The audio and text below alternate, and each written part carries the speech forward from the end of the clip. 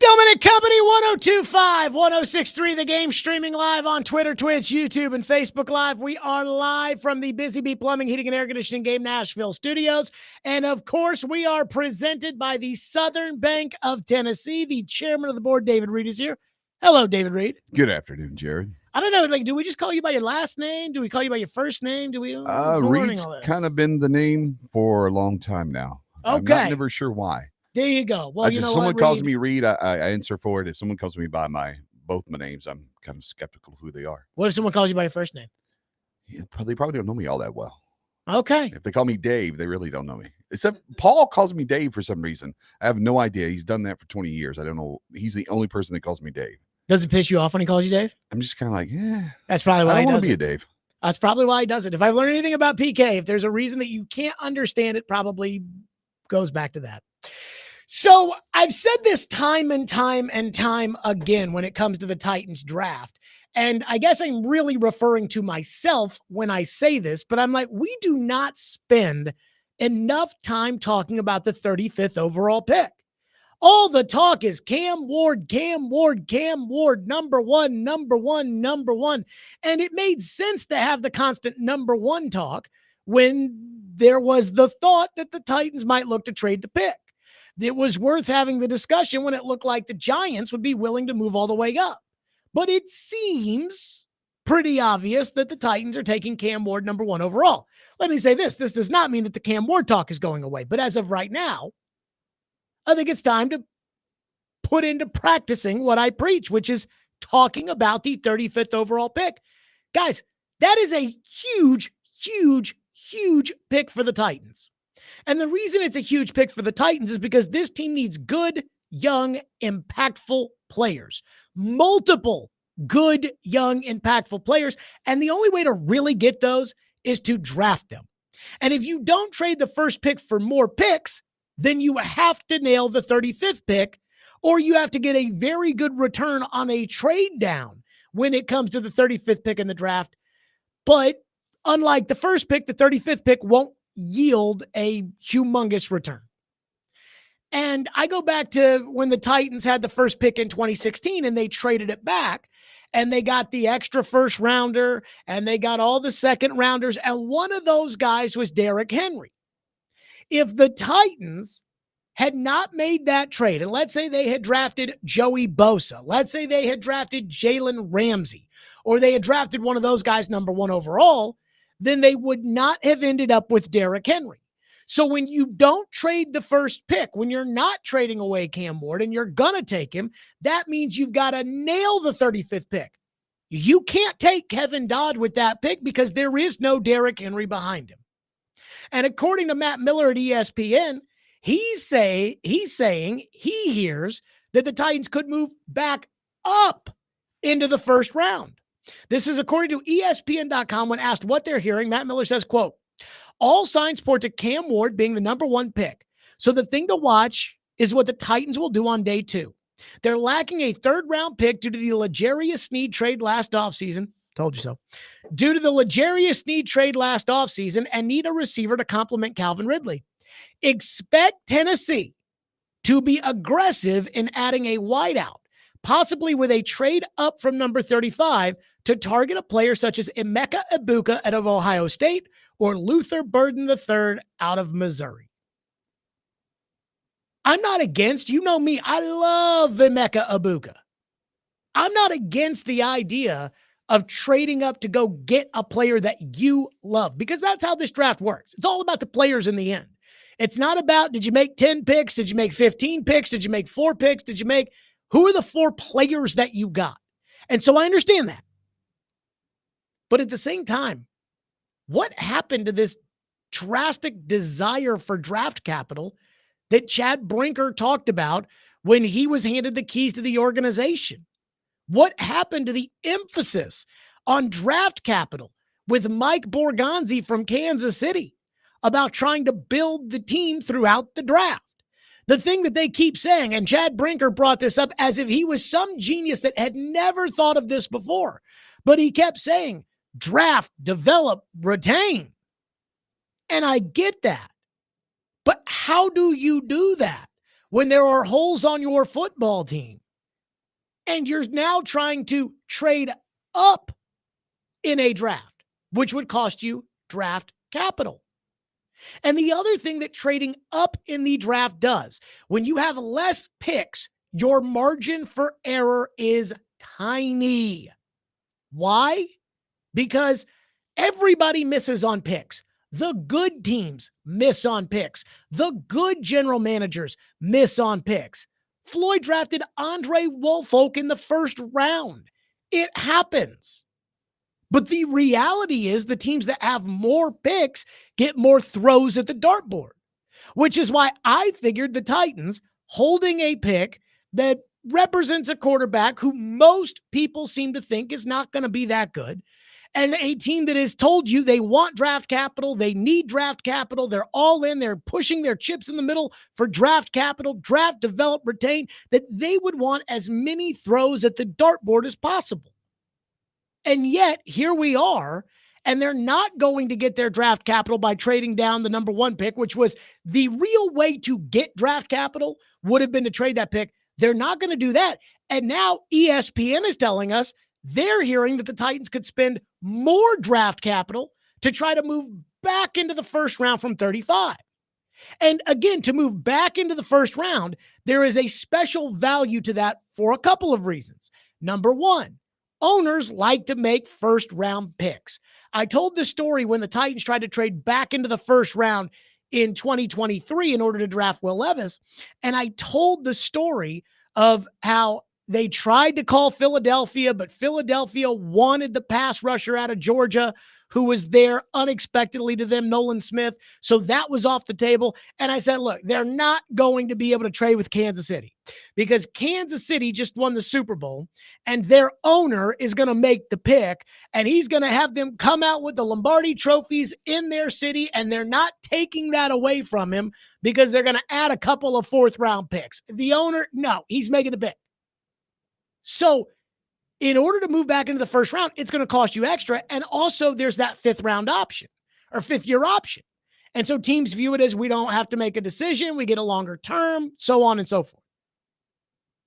So when it comes to the Titans trading up in order to get an Emeka Egbuka, a player I absolutely adore, or a player like Luther Burden, or an edge rusher, because again, Harold Landry's gone. They haven't really replaced him. Arden Key sucks. It's like, how do you get more guys? If you trade up, you're just stealing from future draft capital.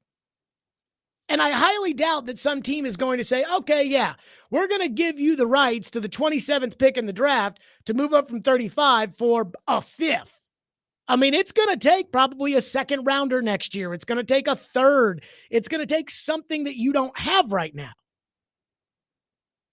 So I'm fine going up to get players you really, truly love. That's how Jimmy Johnson built the Cowboys. Yes, we all know the Herschel Walker trade, which created an insane amount of draft capital. But what Jimmy Johnson did better than anybody else was Jimmy had the board pegged out and which players he wanted. And so if he thought somebody was worth the 17th pick, he moved down to 17 to go get them. He didn't draft the 17th best player at 12. And Jimmy just added draft picks with that. So I understand the idea of wanting to go up and get better players and wanting to get an impact receiver to go with Cam Ward. And I do believe there's going to be a run on receivers in the first round, probably in the 20s, because that's where Green Bay sits. That's where the Chargers, who need a receiver, sit. Atlanta needs a receiver. So I could see they're at 15, but I could see a run on the receivers coming in that late teens, early 20s. And that would be when you'd have to get back up into the first round. I mean, you'd have to deal a 2nd rounder next year in order to do that. At some point, you need more draft capital. You need to keep your draft capital. You need to not trade it for more. I had no problem with trading a future 3rd to move up to draft Will Levis in 2023, because if you're going to go get a starting quarterback, an extra 3rd is totally worth it. But at the same time, you've put yourself behind the 8 ball. And we keep hearing about how John Robinson's drafts in 2020 through 2022 have ruined this team. But let's not forget, 2023 was a disaster too. A guard, a quarterback they're going to get rid of, and a backup running back. That's not good. Now you have to replace those players. So I'm not getting mad at the Titans for doing something that they haven't done yet. And I do love Emeka Egbuka. So if Matt Miller's right and the Titans would love to get their hands on Emeka Egbuka, I understand. But at some point, the Titans are going to have to find a way to get more draft capital. At some point, they're going to have to. Kansas City, when they traded the future ones to move up to get Mahomes, that was a good team that was the number 2 seed in the AFC playoffs. When Buffalo traded their left tackle and 2 number 2s in order to move up to get Josh Allen, they were coming off of a playoff appearance. Baltimore traded back into the first round to get Lamar Jackson. But again, that was at 32, and they already had a good team. They were coming off a winning record. They already had their quarterback. So again, I understand it, but where's the draft capital coming from if you trade back up into the first round to get a receiver? And I just don't think you have enough good young players on your team to be able to make those kind of moves. I hate to say it, but I think you have to sit on your hands and hope. If you love Luther Burden or Emeka Egbuka, you have to hope that they fall to you. Because you cannot give up extra draft capital if you're trying to build this team that has so many holes on it and so few impact young players, especially impact young players at premium positions. And this is what you get when you use top 100 picks on guards and running backs. 615-737-1025. Again, ESPN's hearing that the Titans could trade back up, be aggressive. Again, here's what Matt Miller says. Expect Tennessee to be aggressive in adding a wideout, possibly with a trade up from 35 to target a player such as Emeka Egbuka or Luther Burden III. Again, I like aggressive, but aggressive and reckless can be very close to each other. You need draft capital. You're not getting it with the quarterback. I don't think you can spend more for a receiver. 615-737-1025 is the phone number. And what the great Pat Kerwin says, the Titans could do with the 35th pick. We'll get to that coming up next. 615-737-1025 is our phone number. It's Stillman & Company on 102.5 and 106 through the game.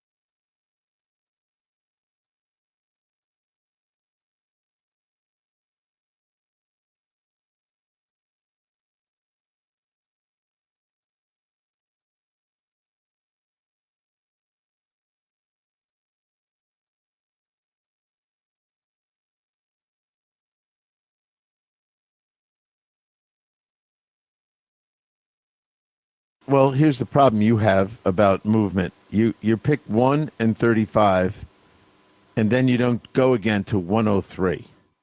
That is a huge gap in there where I don't know.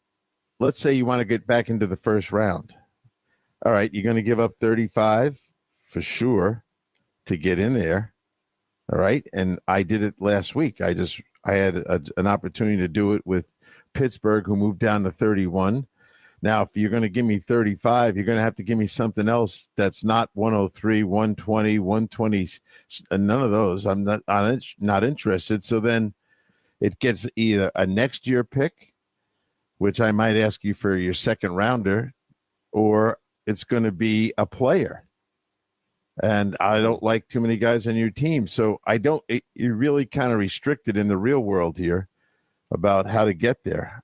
That's the great Pat Kerwin on Sirius XM NFL Radio. Pat Kerwin saying, look, I don't understand how you're going to move up from 35. You know, you've got 1 and 35. You've got nothing in the third. And so if you want to move back up into the first round, what are you going to trade me? Well, you're going to have to trade me picks next year.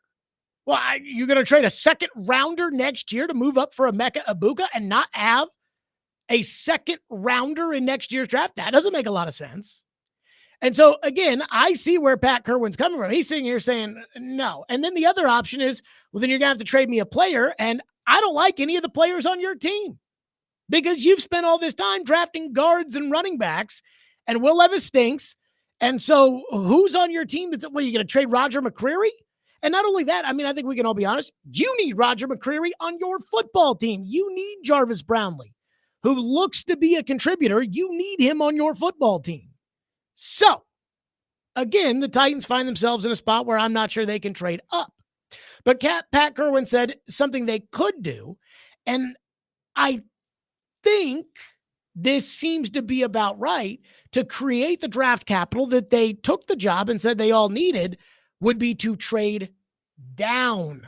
Here's what Pat Kerwin said about the Titans and what may be open to them with the 35th pick. Here's what's going to happen at 35. You're going to get a bunch of calls in the overnight from people that want to get to that spot. And they're going to offer you things to get there. And someone who's down like in the 50s. One of those guys with 2 picks, I'll just be arbitrary here and get someone that's got low ones that want it with Buffalo.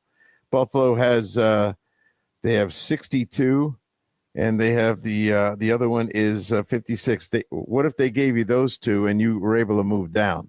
They're going to want to go up. Someone who wants a quarterback, not Buffalo, is going to want to come up there. If you've already taken Cam Ward, they're going to come and say, you're not taking Jackson Dart, and he's on the board, and we want to take him. And you'll make a tentative deal based on if Cleveland and the Giants don't draft him or trade out themselves. So I think you'd like to move down if you've got your quarterback done and get 2 picks in the second round for 35. Okay, so how do you do that? There are 2 teams that would make sense. And I actually agree with what Pat Kerwin's saying. I think the Titans, because they've talked about wanting top 100 picks, I think the Titans are going to want to try to get back in the third round. I think a lot of Titan fans are going to want to try to get back in the third round. And I don't love the third round as much as everybody else does. To me, it's the top 60 picks. You know, Mark Dominic, former general manager in Tampa Bay, said they ran a study in which they pretty much figured that every big-time player, for the most part, I know Tom Brady came in the 6th round, every big-time player for the most part comes within the top 60 of the draft. So I always view it as I want more top 60 picks and not as many top 100 picks. That's why when it comes to trading a year out, some teams would say that the 2nd round pick, the 38th pick in next year's draft is not as valuable because that's more of a 3rd round pick when you're forecasting a year out. I view it as another top 60 pick. So there are 2 teams that would make sense, but they're going to have to want to trade up to 35. There's Seattle at 50 and 52. Holy crap. I would love for the Titans to get 50 or 52. And there's Buffalo at 56 and 62. Chicago also has 2 second round picks, but they're both high to mid seconds. because it's Carolina's and because Chicago sucked last year. So those are the two teams. And if you want 2 second-round picks in this year's draft, it's Seattle, 50 and 52, Buffalo at 56 and 62. Now, the way that I would go about doing this if I were the Titans is I would draft Cam Ward, and then I would monitor the board the rest of the night. Guys are going to come off, maybe even guys that you have circled with the 35th pick saying, oh, God, I would love for them to come to the Titans. As they come off the board, it's going to be very painful to sit there and watch somebody you love go to another team. But that happens every year. So what the Titans need to do before the draft is they need to come up with a list of guys they love. The 35 list. And this is, if this guy's available at 35, we're taking him. And I don't care if they call and they offer us a decent trade, we're taking him. Now, for me, Seattle at 50 and 52, because you can trade that 50 again and probably get who you really want at 50 at 52. The Seattle at 50 and 52, that is the one where there's almost nobody that would be available in the second round that I would want more than those two picks. I mean, I guess if Tyler Warren were to fall to the Titans at 35 at tight end, I'd do it, but I think he's gone by pick 10. So again, I'm going to have a list here in a second of guys that I'm telling you, hey, if they're there at 35, I'm taking them. I don't care what the offer is. But Seattle at 50 and 52, that is freaking juicy. Then there's Buffalo at 56 and 62. I don't love 62 because it's outside of the top 60, but it's close enough. Now, again, many will say that you got to pick up a third rounder because you stupidly traded away one last year and that would be the right decision. But again, I disagree. I value top 60 picks, especially when you look at it, and this is what they say, not me. If you look at it and you say, hey, this is a multi-year thing, this isn't just we want to put the best team out on the field this year, then I do value picks in the top 60 for next year. So I would take a second in next year's draft, but before taking a third in this year's draft. But then there are other situations where, hey, if New England calls to move up from 38, you're not going to get more than like a fifth. And that's, again, when it comes to draft capital, that's really not going to change your team. When it comes to impact players, just think about what the Titans, the former core that they built their team around in 2017 through 2022. Derrick Henry was a second-round pick. A.J. Brown was a second-round pick. Taylor Lewan was a first-round pick. Kevin Byard was a third-round pick. So that was the one that wasn't in the top 60, but again, was still in the top 100. When you go to day 3, most of these guys don't matter that much. David Long Jr. might be the best of the group. They just don't matter that much. So I'm not, oh, wow, a fifth. Yay. I don't necessarily care about that. But I am looking, I get excited thinking about trading down and getting 2 seconds, or trading down and getting a second this year and a second next year, which is what I would have done when they took T'Vondre Sweat, if that trade was available to be made. And there is evidence that supports that it was not. But at the same time, like, I want top 60 picks, and this team needs to come out of the first 2 days of the draft, if it is possible, with their quarterback, an edge rusher, and a wide receiver. But I also, will not be worried about taking best player on the board. 615-737-1025 is the phone number. We'll get to your phones on this again. ESPN says, hey, the Titans may try to move back into the first round for Emeka Egbuka or for Luther Bird in the third. I'm like, whoa now. With what draft capital are you moving back into the third? This is the list that I have in front of me. I wrote down a list today. I said, okay, if these guys are there, and I went past the consensus top 15 because I don't think any of those guys will be there. But outside of the consensus top 15, who would you draft if they're there and you would not really entertain a trade? We'll get to that next. 615-737-1025 and your phones. Stillman and Company, 1025-1063 The Game.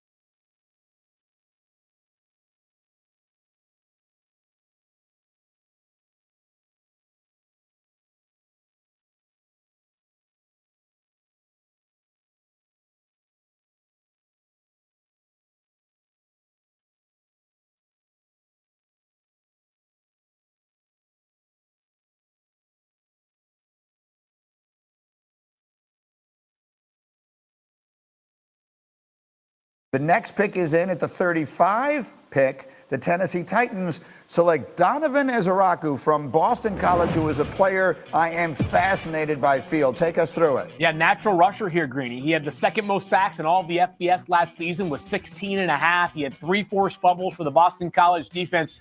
Bill O'Brien talked about this during the season. You don't see defensive ends win football games on their own. Donovan Ezaraku won football games basically on his own last year for that BC team. This guy has some serious juice. He has excellent length coming off of the edge.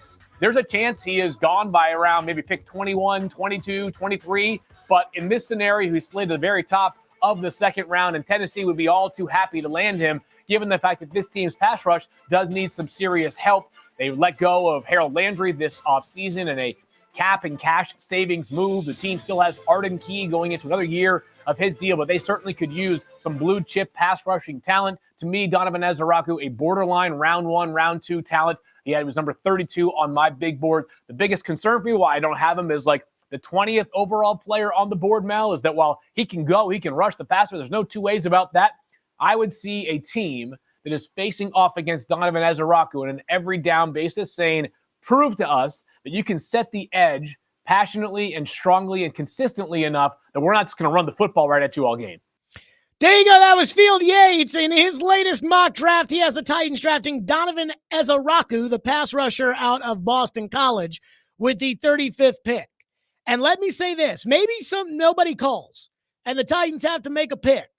But it feels very likely to me, especially if the hubbub is correct and the Browns will wait until 33 to go after their quarterback and the Giants might wait until 34 to go after their quarterback, then it would make sense to me that the Titans would be able to work with a trade partner to move out of 35 and pick up more picks.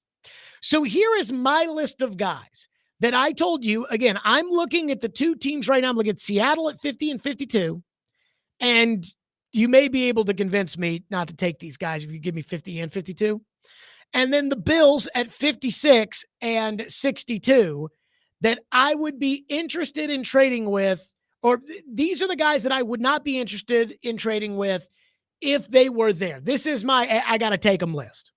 And so I went with the consensus big board. The top 15 guys are off. So yes, if Travis Hunter were to be there with the 35th overall pick, yeah, I draft Travis Hunter, but he's not going to be there. So here are the guys. Number 1, Matthew Golden, the wide receiver at Texas. The consensus on the big board is that he's 20th overall. I think Golden probably goes somewhere around 15. So he won't be there at 35, but if he is there at 35, take him. And I'm a huge believer that speed in this league matters. The Titans far too often have not prioritized speed. Corey Davis never ran a 40. He wasn't very fast. A.J. Brown was actually a deep threat. He ran a 4.49. This guy is a 4.24. Like, he is fast. You don't have that kind of speed. And not only is he fast, but he also made plays at Texas. This isn't John Ross in the first round a couple of years ago. So that's the first guy I'm circling is Matthew Golden out of Texas. Again, I don't expect him to be there at 35. The consensus has him at 20, but if he's there at 35, he's the pick. Number 2 is Emeka Egbuka at the wide receiver at Ohio State. Emeka Egbuka is the all-time leading receiver in the history of Ohio State. I think they've had some pretty good receivers. Now, it's a little misleading because Emeka Egbuka got to play in all these playoff games that, for instance, Terry Glenn didn't. But between him and Marvin Harrison and Garrett Wilson and Chris Olave and some of the guys they've had over the last couple of years, the fact that Emeka Egbuka is the leading receiver tells you about his consistency. I want a receiver for Cam Ward. I want a guy who plays. I want a guy who's competed at the highest level. And I want a guy who checks all the boxes as far as the measurables are concerned. Emeka Egbuka is that guy. The spotlight's not going to be too big for Egbuka. Number 3, Colston Loveland, the tight end out of Michigan. Now, he's not going to be there. Just like Golden's not going to be there, he's not going to be there, but the consensus on him is 19. And every year there's a guy that every mock drafter has going number 9 overall who ends up on day 2 in the second round. Again, I don't expect Colston Loveland there, but I'd take him because he's a legitimate number one tight end. He's not Tyler Warren, who is a consensus top 15 player, so he's not on this list. But he is, at least as far as I'm concerned, he is a legitimate starting tight end who right away would probably be the number one target for Cam Ward. So if he's there at 35, even if Seattle called and offered both second rounders, I don't think I'd pass up trading the pick of Colston Loveland. And then 4, I put 2 offensive linemen on the list. I expect them both to be gone simply because they both can play tackle. Josh Connerly Jr., the tackle out of Oregon, he is consensus the 35th best player in this draft. I would take him. Now, again, the 4 and 5, you may be able to convince me off of, especially because I bet New England to move up from 39 to 35 if they don't draft Campbell or Membu with their 4th overall pick. They might give you a haul, like a second next year, to be able to move up and get Connerly because they got to have a left tackle. But while they signed Dan Moore and they've got Latham, I'm never against adding extra tackles. So that's the first one. And then the second one is Donovan Jackson. Now, Donovan Jackson really piqued my interest. He's Ohio State. He's a guard / tackle, and he's the consensus 37th best player in the draft. So there's a solid chance he could be there, but I think he goes in the first round.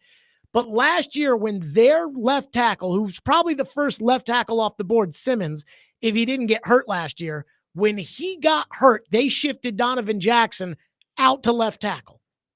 I love that kind of versatility. Not versatility like Skoronski, where they say he's got versatility, but they drafted him in the top 11, not even knowing if he could play or not. But I'm talking about, real solid versatility at a high level. He's got it. I love that. I love the fact that, again, he can just come in and move out. That kind of reminds me of Tooney a little bit, with the Chiefs. I'd have a hard time not having Joe Tooney as a draft pick on my team. So if Donovan Jackson's there in the second round, even though they've got 2 guards, you can never, hear me out on this one, folks, you can never have enough good offensive linemen. So that's the list. Golden, Ibuka, Loveland, Connerly, Jackson. That's it. And the edge rushers, a lot of people say, what about James Pierce? Nope, character concerns. He drops. Michael Williams out of Georgia. Nope, injury concerns. He drops. Teteroa McMillan out of Arizona. He might be the top receiver on the board according to a lot of these people. He ran a 4.55 at his 40. He's not fast enough. He drops. If Seattle calls and offers me 50 and 52, and I'm looking at Teteroa McMillan, I'll trade the pick. If I'm looking at Matthew Golden or Colston Loveland, now it's going to be a tough decision. So that's the list. 615-737-1025 and our phone line driven by WilsonCountyHyundai.com. I got to tell you, I'm actually enjoying today talking about the 35th pick and not just talking about Cam Ward, but trust me, we will have plenty of time to talk about Cam Ward. One texter into the text line says, Jared, don't worry about going for the haul this year. Next year, after they draft Cam Ward, that will be the haul, or the year after that will be the haul. Let me say this when it comes to the Titans. If you draft Cam Ward, the hope should be that you're picking like 16th next year. Again, I'm not going to say the hope would be that you're picking 32nd because you win the Super Bowl with Cam Ward, because I think we can all agree that's a little unrealistic. Like to be Washington, where your pick is, compared to what it used to be, your pick is nothing. I don't expect that. But I do remember in 2016, when the Titans had made the trade with the Rams. And so they had the Rams top 10 pick, or the Rams top pick, and they had their own top pick. And it looked like both teams weren't going to be very good. So it looked like they were going to be making 2 picks in the top 10. But the Titans surprised everybody. They went 9-7 that year. Well, that pick was what, 17th, 19th, something like that. The one that ended up being Adoree Jackson. In a perfect world, if you draft Cam Ward, you win more games because Cam Ward is better than what you've already had. If you draft Cam Ward and you're picking 4th overall, similarly to the Patriots, I don't think that's a good spot to be in. That would bother me. All right, more of your phone. 615-737-1025. I said phones this segment, but then I got carried away with my little list there. 615-737-1025 on the phone number. We'll get to you coming up next here on the program. Again, that is Stillman and Company at 615-737-1025. Tune into Sports Talk 8:30 tonight as the Sounds take on Memphis. Pregame 6:20, and the first pitch is at 6:35. Coverage also available on the Game Nashville app and at theGameNashville.com. Sounds Baseball presented by Twin Peaks and by Family Leisure and the Atlanta Braves. Speaking of baseball, the Atlanta Braves Country Road Trip is coming to town and teaming up with the Nashville Predators and 1025 The Game. Join us at the BetMGM Sports Lounge in Bridgestone Arena on Wednesday, April 16th for a Braves watch party as they take on the Rays at noon. Plus, there'll be free giveaways like hats, t-shirts, and you could win autographed baseballs, free Braves tickets to a game of your choice, and also the first 15 people at our watch party next week will win a pair of Preds tickets to that night's game. For more details, visit thegamenashville.com/events.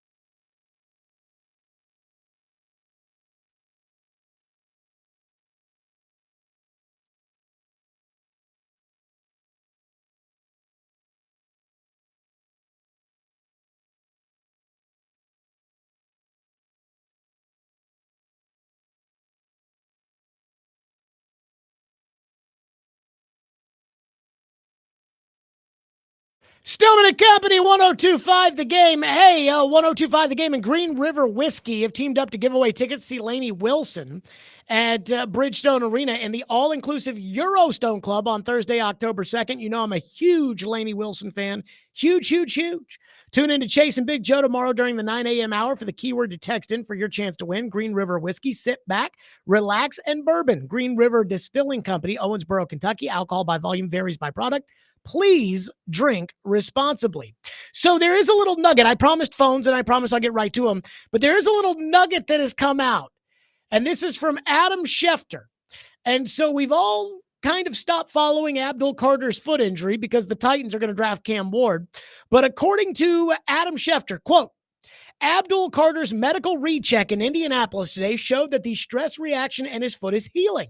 And there has been improvement and no surgery will be needed per his agent, Drew Rosenhaus. Quote, it should be a non-factor with teams at this point, Rosenhaus said. Now, Reed, you've been doing this long enough. Do you trust Drew Rosenhaus? Not as far as I can throw. So And I'm a here's the word. and I'm a strong guy. Here's the word that I have picked up on. Well, somebody has highlighted for me. Healing. Do you know what that word is not? Healed. It's not healed. So Abdul Carter 6 weeks ago had a stress reaction in his foot. Drew Rosenhaus said, it'll be fine. He'll work out at Pro Day. Then he didn't work out at Pro Day. Then he went back to Indianapolis for the medical recheck.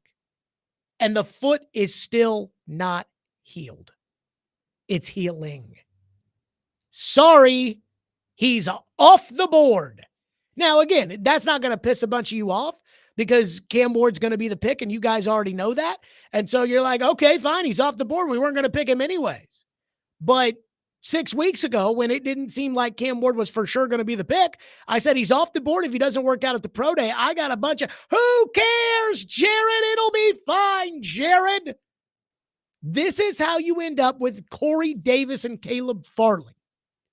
By trusting the agent that it'll be fine. I don't believe in that. Abdul Carter is off the board. I think there's a good chance Mike Vrabel's going to get his wish and that Abdul Carter may fall to them at number 4.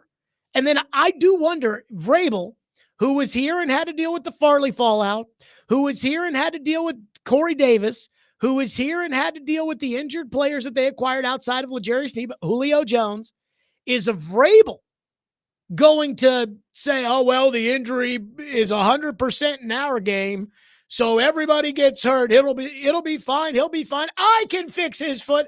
I can coach him. Or will even Vrabel say, yeah, I'm not doing that. I'm not barking up that tree. I've already done that one too many times or been a part of it when it's happened one too many times. That I find fascinating. There's no way he gets past the Jets at 7 because the Jets are stupid. All right, let's go to your phones. Michael is up next here on the program. Michael, thank you for calling. Thank you for waiting. Go ahead. Hey, thanks for taking my call.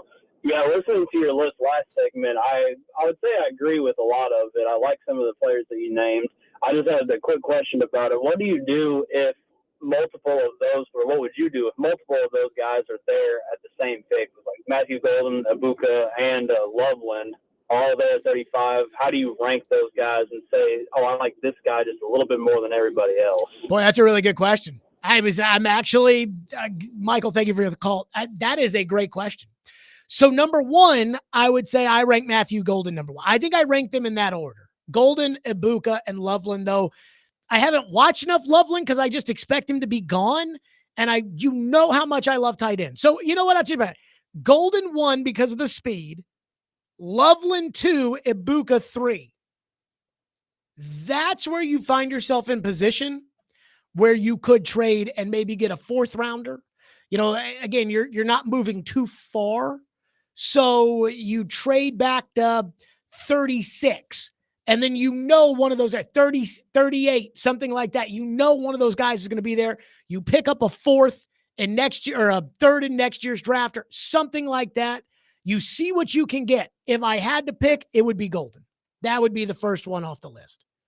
And I would, again, it's the speed.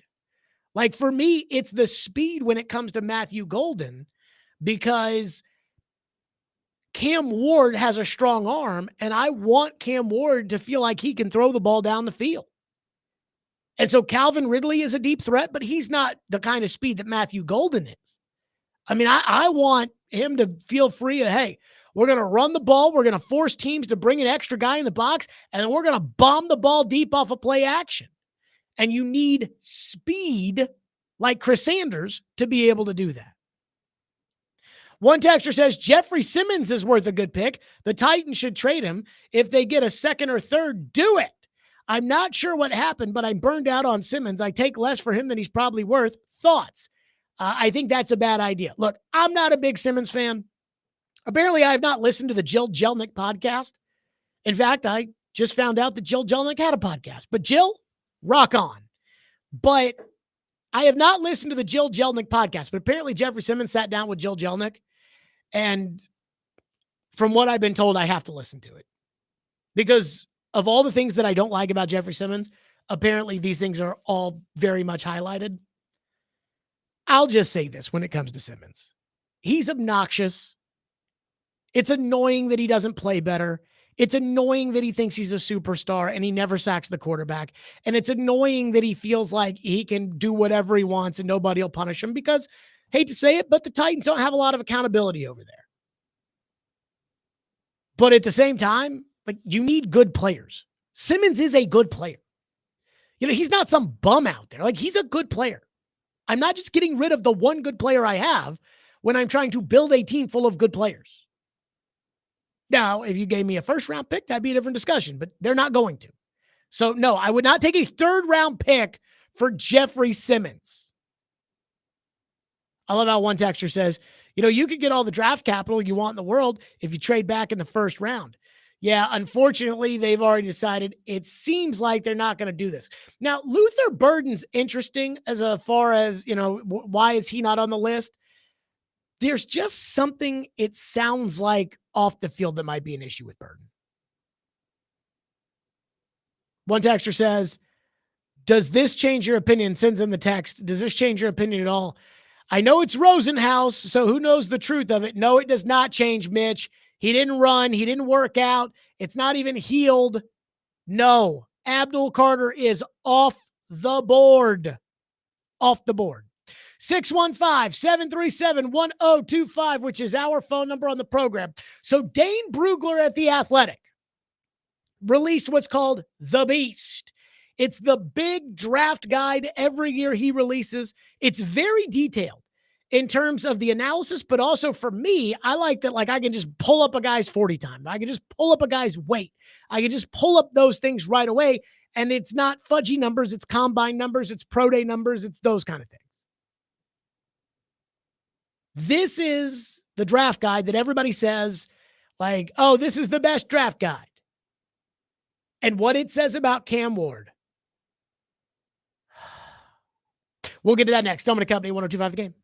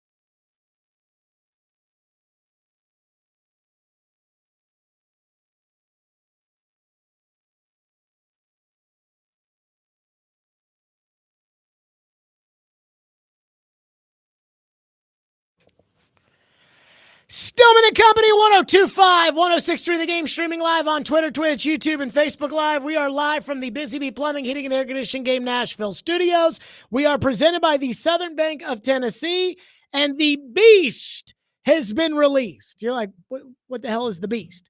The Beast is Dane Brugler, the lead draft analyst at The Athletic, a subsidiary of the New York Times. Dane Brugler's yearly draft guide, The Beast. I mean, I remember during COVID, when every day we spent 4 hours on the draft. And I mean, I remember just going through that thing and talking about 40 times and weights and heights. And this guy's got a second round grade, third round grade, etc. And it is panned as the top draft guide on the market. Adam Schefter tweeted about it yesterday. Diana Rossini tweeted about it yesterday. Joe Rexroad, I guess, has to promote it because it's his company, but he says it's a very good draft guide. And quite frankly, because it's easy to use and it has so much information in it, I really do like, and it's free to me because I'm a subscriber to The Athletic, I really do like Dane Brugler's guide and look forward to it every year. So the first thing I did yesterday, when Dane Brugler released his The Beast, his draft guide, was I looked up, all right, what's he say about Cam Ward? And like every player, it has a grade. He's got a first-round grade on Cam Ward. I think Cam Ward's first-round quarterback. It's got his size, it's got his strengths, it's got his weaknesses, and then at the end it always has a summary. And there's one thing that when I read it, I thought, oh, a lot of you people are going to hate this. Dane Brugler writes,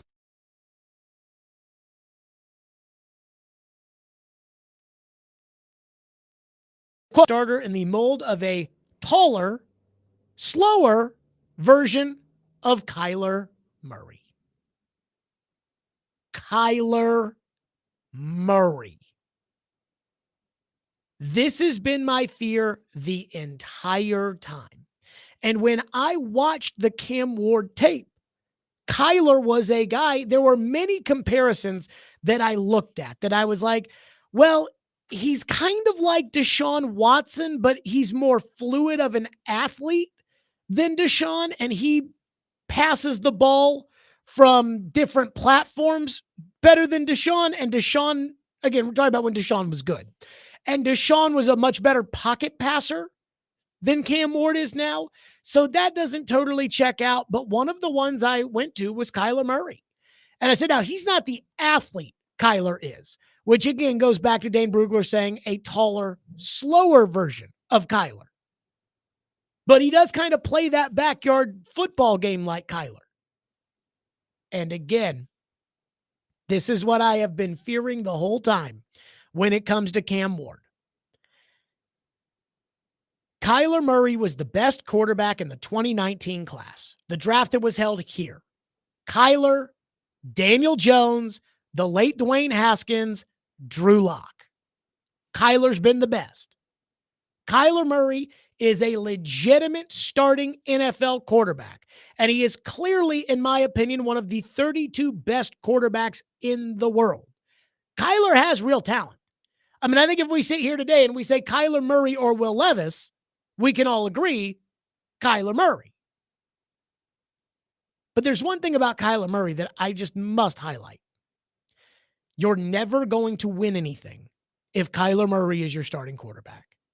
And that's the big fear with Cam Ward. That's the fear I have. Is that when it comes to Kyler Murray, a mid-level quarterback who, no matter who the coach is, no matter who the general manager is, no matter who his receivers are, he never wins. And he never wins because he can't elevate the team. You're going to be stuck with him. Arizona is stuck with Kyler Murray. And it'll take the next general manager and the next head coach to be the guys that say, okay, we finally want to rid ourselves of Kyler Murray. Derek Carr was like this for a while with the Raiders, where, again, Derek Carr could win them some games, but Derek Carr could never win them a lot of meaningful games. Although Derek Carr, in my opinion, had a much better start to his career before he got hurt than Kyler Murray. But Kyler Murray is a 36, 45, and 1 quarterback. Kyler Murray has made the playoffs exactly one time in his career.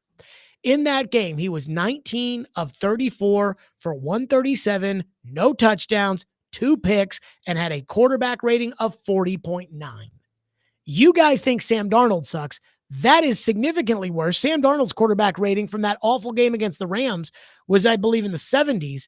That's in the 40s, the low 40s, 40.9. And again, that's my fear with Cam Ward, is that Cam Ward is a solid draft prospect quarterback in the middle of the first round. And if you drafted Kyler at 19 overall and you could sit Kyler on the bench for a year and you could make Kyler adjust to what you're doing as opposed to making the franchise about Kyler, maybe he would have had a chance.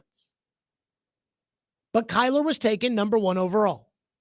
And again, Kyler doesn't suck that bad. Like, he's not just awful. He's not so obvious that you can't watch him. He's not Mitch Trubisky. But he's not a good NFL quarterback either. And that's what I fear. And people will say to me, well, Jared, he's the best choice for them. And, well, Jared, they could take another quarterback. And, well, Jared, if they draft Cam Ward, that means now everybody there in that building is beholden to Cam Ward's success. Don't trust me? Ask Kyler's coach, Cliff Kingsbury. Not there anymore. Ask Kyler's general manager, the guy that drafted him, Steve Keim. Not there anymore. Even now, Jonathan Gannon, the head coach, Monty Ossenfort, the GM, they're probably married to Kyler's success. Would you want to be married to Kyler? I wouldn't. And so this has been my fear the whole time. Think about the players that the Arizona Cardinals passed on in the 2019 draft because they had to take Kyler Murray number 1. Think about the haul they probably could have received. I believe the Giants made 3 first-round picks that year. The Giants really like Daniel Jones, and I think it's because Daniel Jones' coach at Duke was David Cutcliffe, and Eli Manning's coach at Ole Miss was David Cutcliffe. So maybe the Giants wouldn't have moved heaven and earth to get Kyler. But it was a weak quarterback class. Arizona took him. They took him because I think, quite frankly, they were desperate. I think they took Josh Rosen in the first round the year before. They knew Josh Rosen couldn't play, and so they needed to save their tushies with a new quarterback. That's not the position you're in right now. And that's what scares me. And I haven't looked at the text line. I'm sure the text line's going to say, Jared, that's just one man's opinion. We only have 9,000 similar opinions, whether it's Bill Polian saying none of these guys, according to the consensus football people he talks to. And Bill Polian went out of his way in that cut that we played to make sure that you knew he's not talking about the talking heads on TV, but the consensus football people he's talked to say that there is no quarterback in this draft that will lead you to the promised land. Well, if I'm drafting a quarterback number 1 overall, I want a quarterback that leads me to the promised land. I don't care if it's a bad quarterback class. If it's a bad quarterback class, don't draft a quarterback. Which takes me back to Kyler. Kyler's not bad. Arizona's won 36 games with him as their starting quarterback. The problem is they've lost 45. They've made 1 playoff appearance. And Dane Brugler saying, he's probably a slower, taller version of Kyler. Oh, boy. And I'm sure you'll crap on Dane Brugler, but again, this wasn't Jared Stillman that when this guide was released said, this is the best guide. That was Adam Schefter. That was Diana Rossini, not me. And this is my big fear. Kyler Murray. Again, a mid-level quarterback, and a mid-level quarterback who I feel like it's established that we know what he is. Like Trevor Lawrence, maybe you can win with Trevor Lawrence. I don't know. I don't think so. I think they've set Trevor up for failure, but maybe you can win with Trevor Lawrence. You and I both know you can't win with Kyler Murray. If I was an Arizona fan, I'd be depressed every day knowing I can't win anything with this guy as my quarterback and knowing that that's not going to change. And that's what the Beast says we should expect out of Cam Ward. Kyler Murray. It should be noted, Nick Bosa went with the second pick in the Kyler Murray draft. Nick Bosa's teams with Jimmy Garoppolo and Brock Purdy at quarterback have been to 2 Super Bowls. Sometimes it is better to take the game changer than to take a quarterback for the sake of taking a quarterback. 615-737-1025. We'll get your thoughts in on that. 615-737-1025. But I'd like to think that my program is fair and balanced. So while one guy says, he's a taller, slower version of Kyler, one very prominent ESPN analyst has a comparison you will love. We'll get to that next. Stillman and Company, 102.5, 106.3 The Game.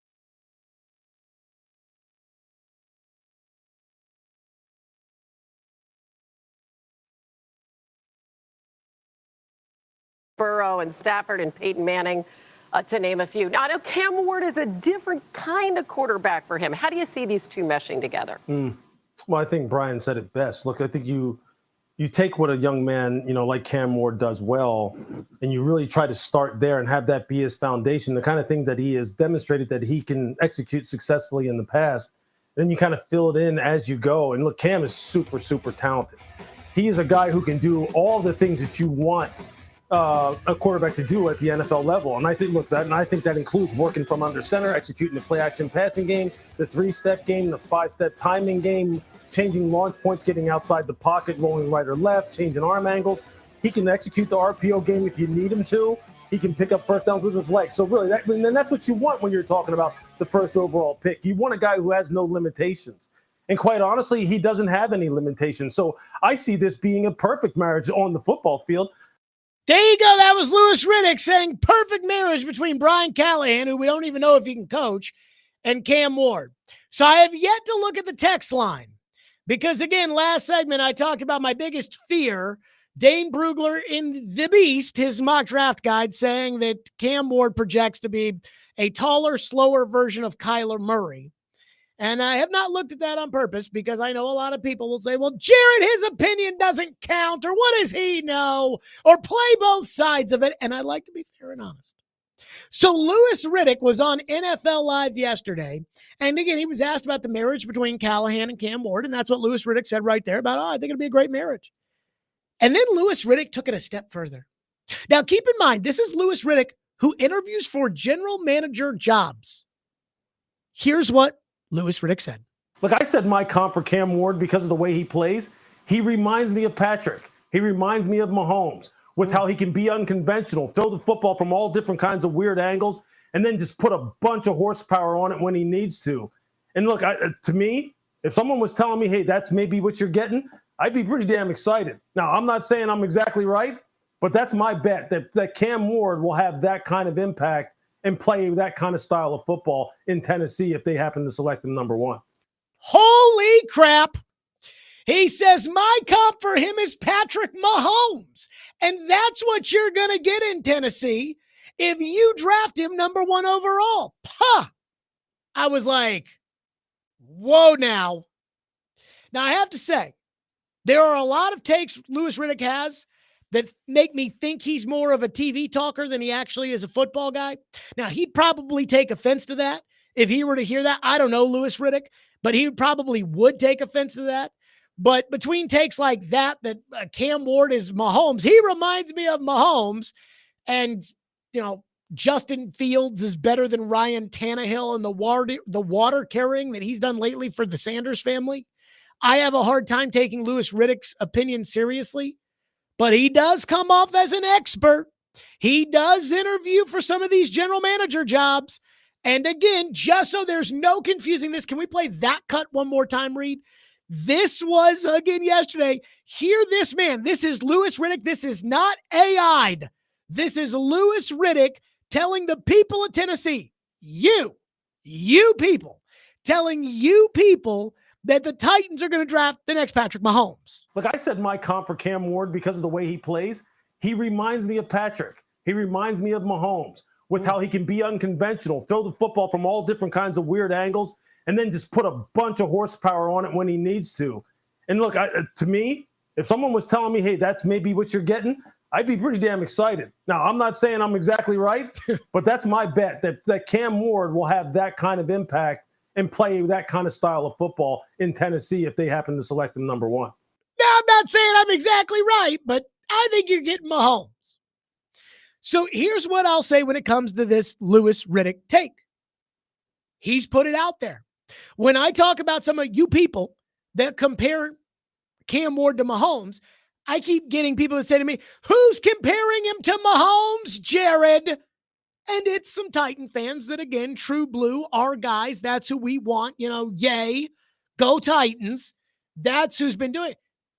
This is a real person on TV. This guy actually interviews for GM jobs. Now, he never gets them. And if you sat down with me and you told me, and I've watched Cam Ward's tape, if you sat down with me and you said Cam Ward was Mahomes, I'd dismiss you right out the door.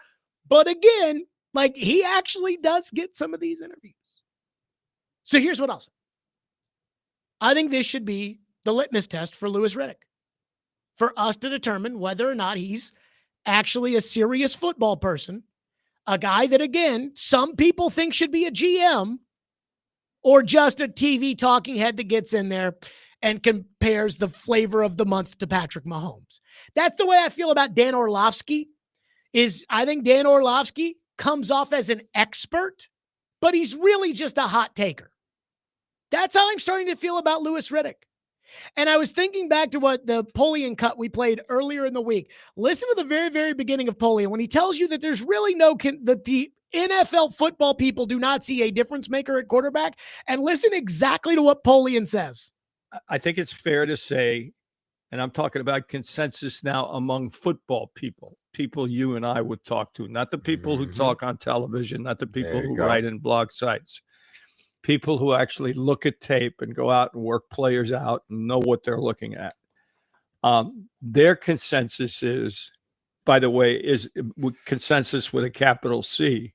Capital. There is no quarterback out there that you can say, this is the guy that can lead me, that has the potential to lead me to the promised land. That's Everybody good. has holes. So, I mean, he's saying not the guys on TV that get on there and say, so look, Louis Riddick's word, he says Mahomes. Dane Brugler probably in the same boat as Louis Riddick, though nobody would ever interview Dane Brugler to be general manager, says Kyler Murray. It would be dishonest and disingenuous if I were to just present Dane Brugler and say, he says Murray, there we go, and not say the other guy who says Mahomes. But I think it's kind of ridiculous to compare Cam Ward to Mahomes. There was some talk about Caleb Williams and the comparison to Mahomes, and I didn't have a problem with that. I mean, I don't think that Caleb has it in here to be Mahomes. Like, if what everybody says Cam has in here, if Caleb had that, he might actually be Mahomes. But this is, other than just some Titan fans saying he's Mahomes, there's not anybody out there serious who's saying he's Mahomes, except now Louis Riddick. So we're going to decide, is Louis Riddick actually a real respected football opinion haver? Or is he just some guy talking on TV? And this will be the litmus test. If Cam Ward's Mahomes, then I'll be the first. My son is 4 months old tomorrow, technically. My son is 4 months old. If Cam Ward is the next Mahomes, then Mahomes then Cam Ward will probably be his favorite player, because Cam Ward will be the Titans quarterback for 15 years, 16 years, something like that. And he'll be winning Super Bowls, and my son will probably have the ugly light blue Cam Ward jersey, the navy blue Cam Ward jersey, the red Cam Ward jersey that they never wear, the white Cam Ward jersey. He'll probably have them all. And I'll say, you know what? Louis Riddick should be GM. But as of right now, I'm going to kind of sit back where Bill Polian is, and I'm going to say, yeah, that's when he says, I'm talking about real football people, the people that are working guys out, not the people on TV, i.e., not Louis Riddick. But hey, Louis Riddick says Cam Ward is Patrick Mahomes. So add that to the list. And now we will get to your phones. So on one hand, I got Kyler Murray. On the other hand, I got Mahomes. They're similar players, eh? 615-737-1025. That's our phone number. 615-737-1025 here on the program. Stillman and Company, 1025, 1063 The Game.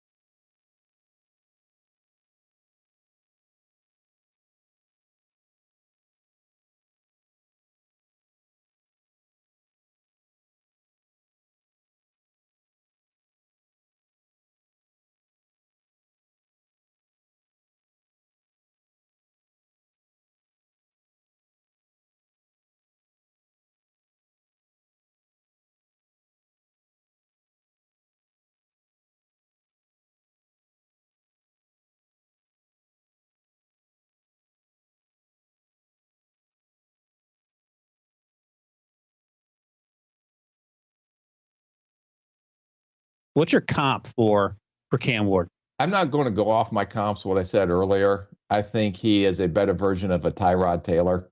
That's where I'm going to lay in my comp right now. I think he's going to go in one of the top 2 picks. Not that he deserves it, because I do think there are better players at their position than he is as a quarterback, but the premium on the position, I'm not saying he's going to get overdrafted, but, who needs a quarterback in the top 2? Both of them do. That was Rick Spielman in January on the CBS Worth the First Pick podcast. And Rick Spielman is a former NFL general manager in both Miami and Minnesota.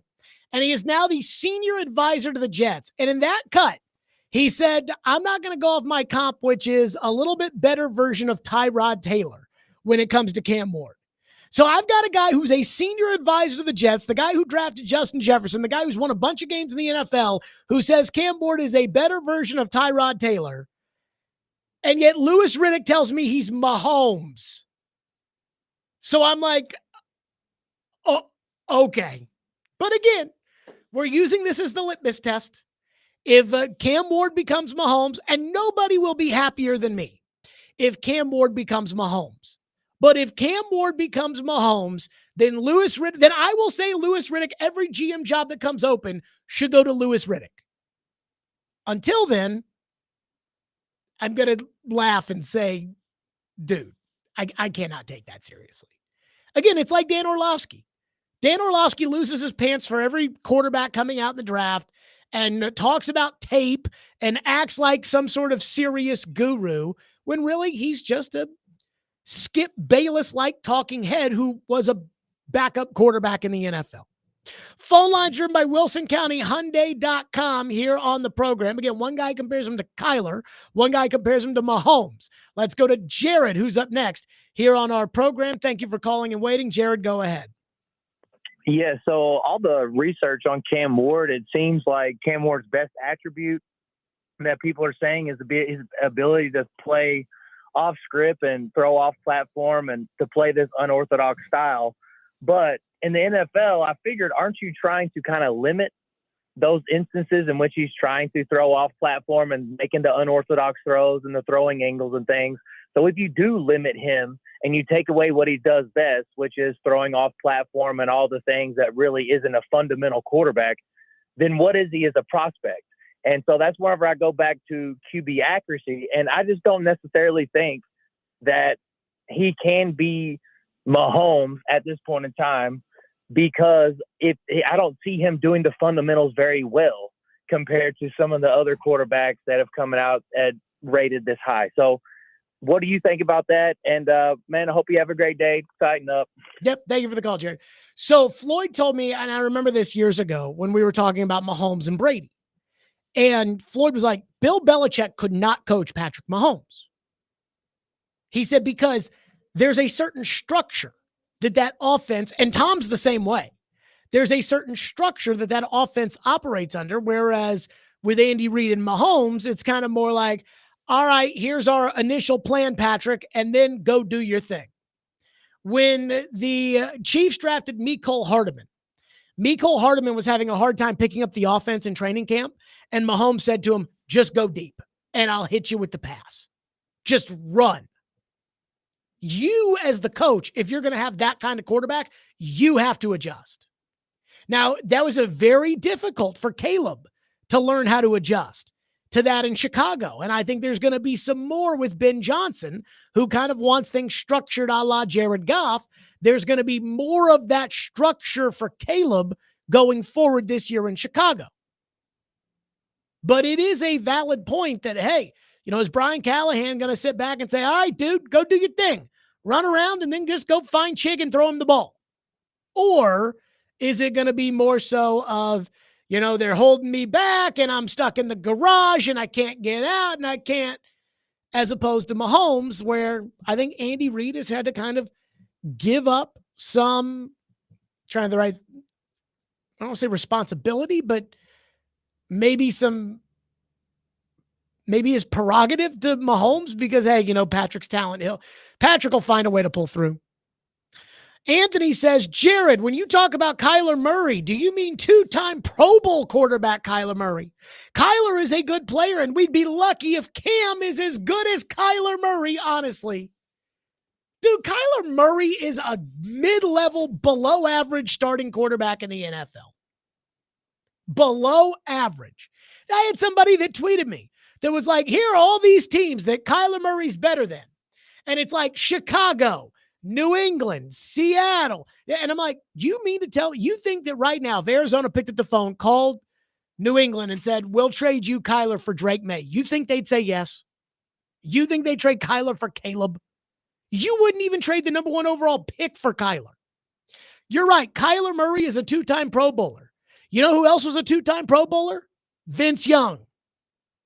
Kyler Murray has started 1 playoff game.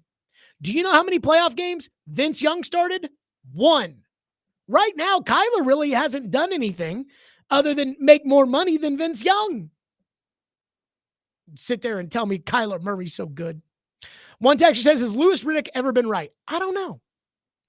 I don't know if he's – I don't track Louis Riddick's takes on a daily basis. I am starting to get a little turned off by Louis Riddick, because like Louis Riddick, he goes crazy. You say something bad about Shadur Sanders, he goes crazy.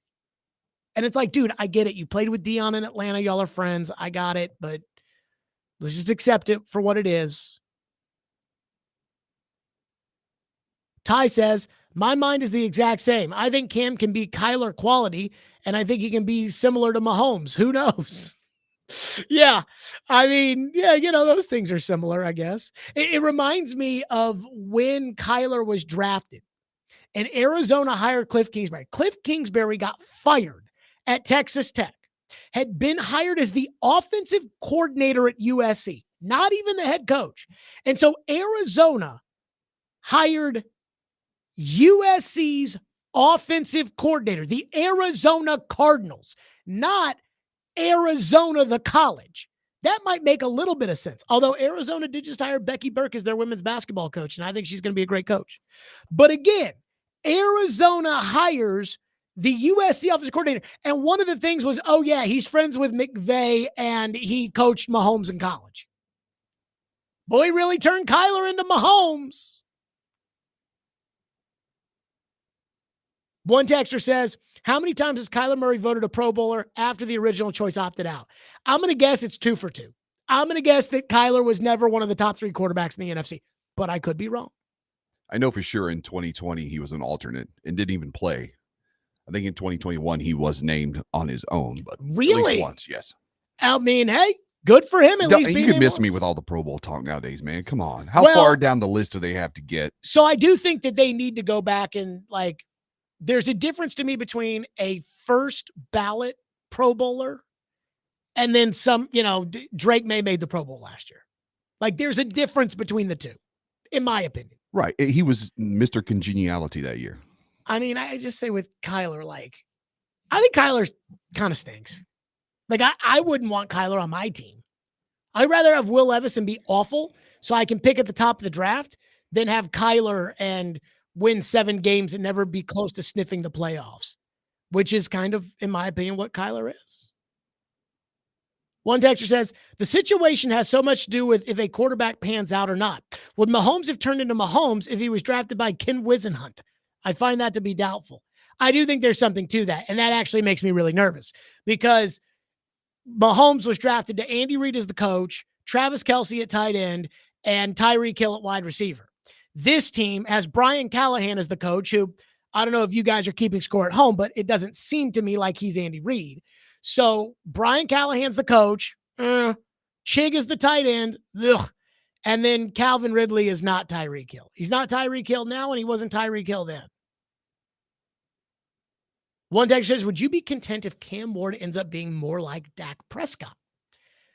I think Dak's overrated because he's the Cowboys quarterback.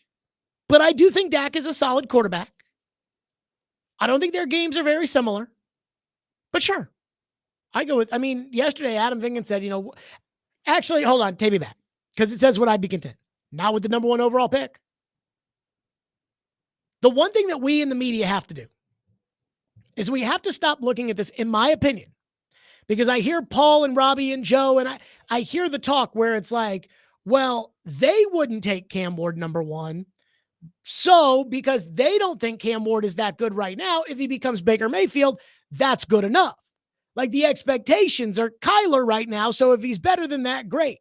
But I'm looking at it through, if I'm drafting a quarterback number 1 overall, I want a freaking franchise quarterback. I want a force multiplier. I want a guy who every year I think I can win the Super Bowl with. And that's a lot to ask. But to me, I'm not asking that of a 3rd round pick. I'm asking that of the number 1 overall pick. That's what I'm asking. 615-737-1025. More of your phones here on the program. 615-737-1025. Plus, speaking of Louis Riddick, did you hear the latest with Shadur Sanders? I actually love this. We'll get to that next. Stillman and Company, 1025, 1063 The Game.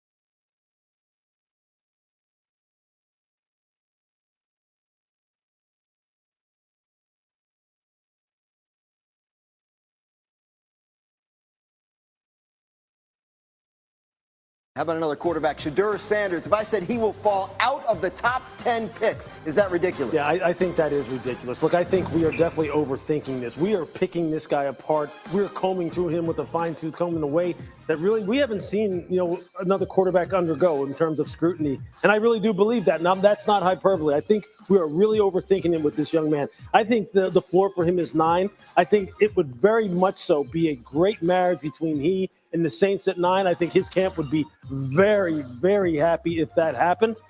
And when you're talking about a guy who had basically adjusted completion percentage about right at 80% this year, played behind no line, had no running game in 2 years at Colorado, I think you need to keep in context exactly what he overcame and still had some of the stats that he had. That's our buddy Louis Riddick, who says Cam Ward is Mahomes and says we are overthinking it with Shadur Sanders. The line was bad. The receivers were bad. Everything except for the coaching. He'll never say the coaching was bad when it comes to Shadur Sanders. Everything was bad, and Shadur Sanders is better than you think. So apparently Shadur Sanders is on his way to visit the Steelers today, and the Steelers are picking in the 20s. Now, again, who knows what to read into who, goes and talks to whom and everything else. But apparently our buddy Louis Riddick has also come through and said that Shadur Sanders and his camp hopes to not be taken by the Titans, Browns, or Giants. Louis Riddick says that Shadur Sanders' camp hopes that Shadur Sanders does not go in the top 3 picks of the draft. Reed, do you buy that? No, there's so much ego involved in Shadur Sanders and the way he was raised and his father and his father's influence. Even if it was the worst team in the history of the NFL who had been drafting number 1 for the past 5 years, he would want to be known as the number 1 overall draft pick. I do not buy that for 1 second. I just think it is not true because everybody wants to be picked 1, 2, or 3. Apparently, Louis Riddick went on the Dan Patrick Show and this is from Cleveland.com. Riddick, who railed against the Shadur smear campaign last month on the Dan Patrick Show, analyzed Shadur and Travis Hunter's showcase for ESPN and spent time talking to them and Dion. Over the next few days, members of the national media, including ESPN's Adam Schefter, began jumping on the Hunter to the Browns at 2 bandwagon with widespread speculation on how far Sanders might fall. Riddick says he hopes Sanders falls out of the top 3 and thinks his inner circle agrees. Quote, Shadur is someone that wants to be collaborative, Riddick said. Collaborative. Shadur is someone that wants to be collaborative. He is someone that you want to talk with. He doesn't like to be told, this is the way we're going to do things, and you're going to just need to fall in line. He's earned that right because of the way he's played, and this young man is going to be just fine. And you know what? I hope he doesn't go in the top 3 picks. I hope he doesn't. And I think his camp would tell you the same thing. There are other teams that they want to go to. Give me a break. By the way, it should be noted, Cleveland.com reached out to Colorado's athletics communications department, but was told that Deion Sanders does not have a comment. Deion staying out of this. So let me say this. This has a ton of energy to me in the mold of, you can't fire me, I quit. That's what this sounds like to me. Shadur Sanders is not going to be picked in the top 3 picks. And instead of saying, darn, I wish I would have been picked in the top of the draft, instead, Shadur Sanders' camp, led by Louis Riddick, has turned this into, we didn't want to be picked that high anyways. And that's what makes this player so hard to like. Everybody can tell me that Shadur Sanders is a good kid and Shadur Sanders, is about football and Shadur Sanders. And then I got Louis Riddick lecturing me on television about how Shadur Sanders has earned the right to be in a collaborative process as a rookie quarterback. What are we talking about here? First of all, every quarterback is in collaboration with their coaches. There is no quarterback in the NFL who does not have some level of autonomy. You want to know why every quarterback has a level of autonomy in the NFL when it comes to decision-making with the coach? Because the quarterback's the one who gets the ball. Oronde Gadsden, the old-time wide receiver with the Miami Dolphins back in the day, said on the Dan Marino Football Life documentary that they were in a playoff game against Indianapolis. And Jimmy Johnson on a 4th down calls timeout. And Jimmy Johnson goes, Aronde, run the curl. Dan's going to get you the ball. And Aronde Gatson says, okay, I'm going to run the curl. Runs into the huddle. Marino looks at him and says, run the go. Aronde is standing there at the line of scrimmage, looking at the defensive back. And he's thinking to himself, Jimmy Johnson just told me to run the curl. But Dan told me to run the go. If I run the go and Dan throws the curl, Jimmy's going to cut me. But Dan has the ball, so I'll run the go. He ran the go, Marino hit him, and then there's Jimmy Johnson on the sidelines jumping up and down, dancing. He's so happy. Every quarterback's in a collaborative process. It's impossible not to be because, again, the quarterback can stand there and the coach can say, all right, we're going to run this play. And the quarterback can say, screw you, coach. We're not running that. I'm the quarterback. So, again, the energy of Shadur doesn't want to go in the top 3 picks anyway. I don't buy it. I just think that Shadur knows he's not going to get picked that high.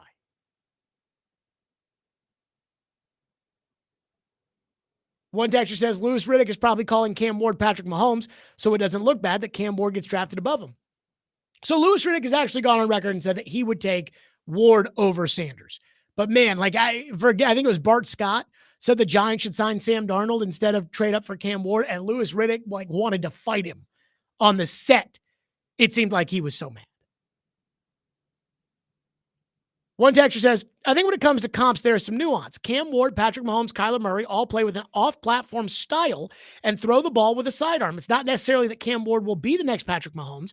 It's that they have similar play styles. I also wish that we would have picked up Sam Darnold and traded back to get a haul, but we didn't. So here's hoping that at least Cam Ward is a top 10 quarterback in the NFL. I can agree with that. Let me say this about the play style. Cam Ward has that off-platform ability that you cannot coach. But I wouldn't compare it necessarily to Patrick. I actually think that Caleb Williams had more of that Patrick in him than I would say Cam Ward did. With Ward, the one thing that I feel like sometimes when I watch him, I'm watching a shortstop or a third baseman, with the way that he can put one foot down and put the ball on a line, which is, again, if you know how to do it in the NFL, which is a big if, but we don't know. And it'll take experience. If you know how to do it, that can be very, very advantageous. Josh Allen can do some of that, although he's not going to drop down on it.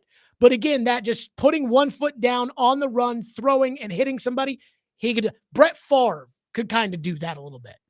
And I think that Cam's got a little bit of that in him. All right, TD is here for the Power Hour. That's next. TD's thoughts on everything in Titanland. We'll do that coming up. Stillman & Company, 102.5, 106.3 The Game.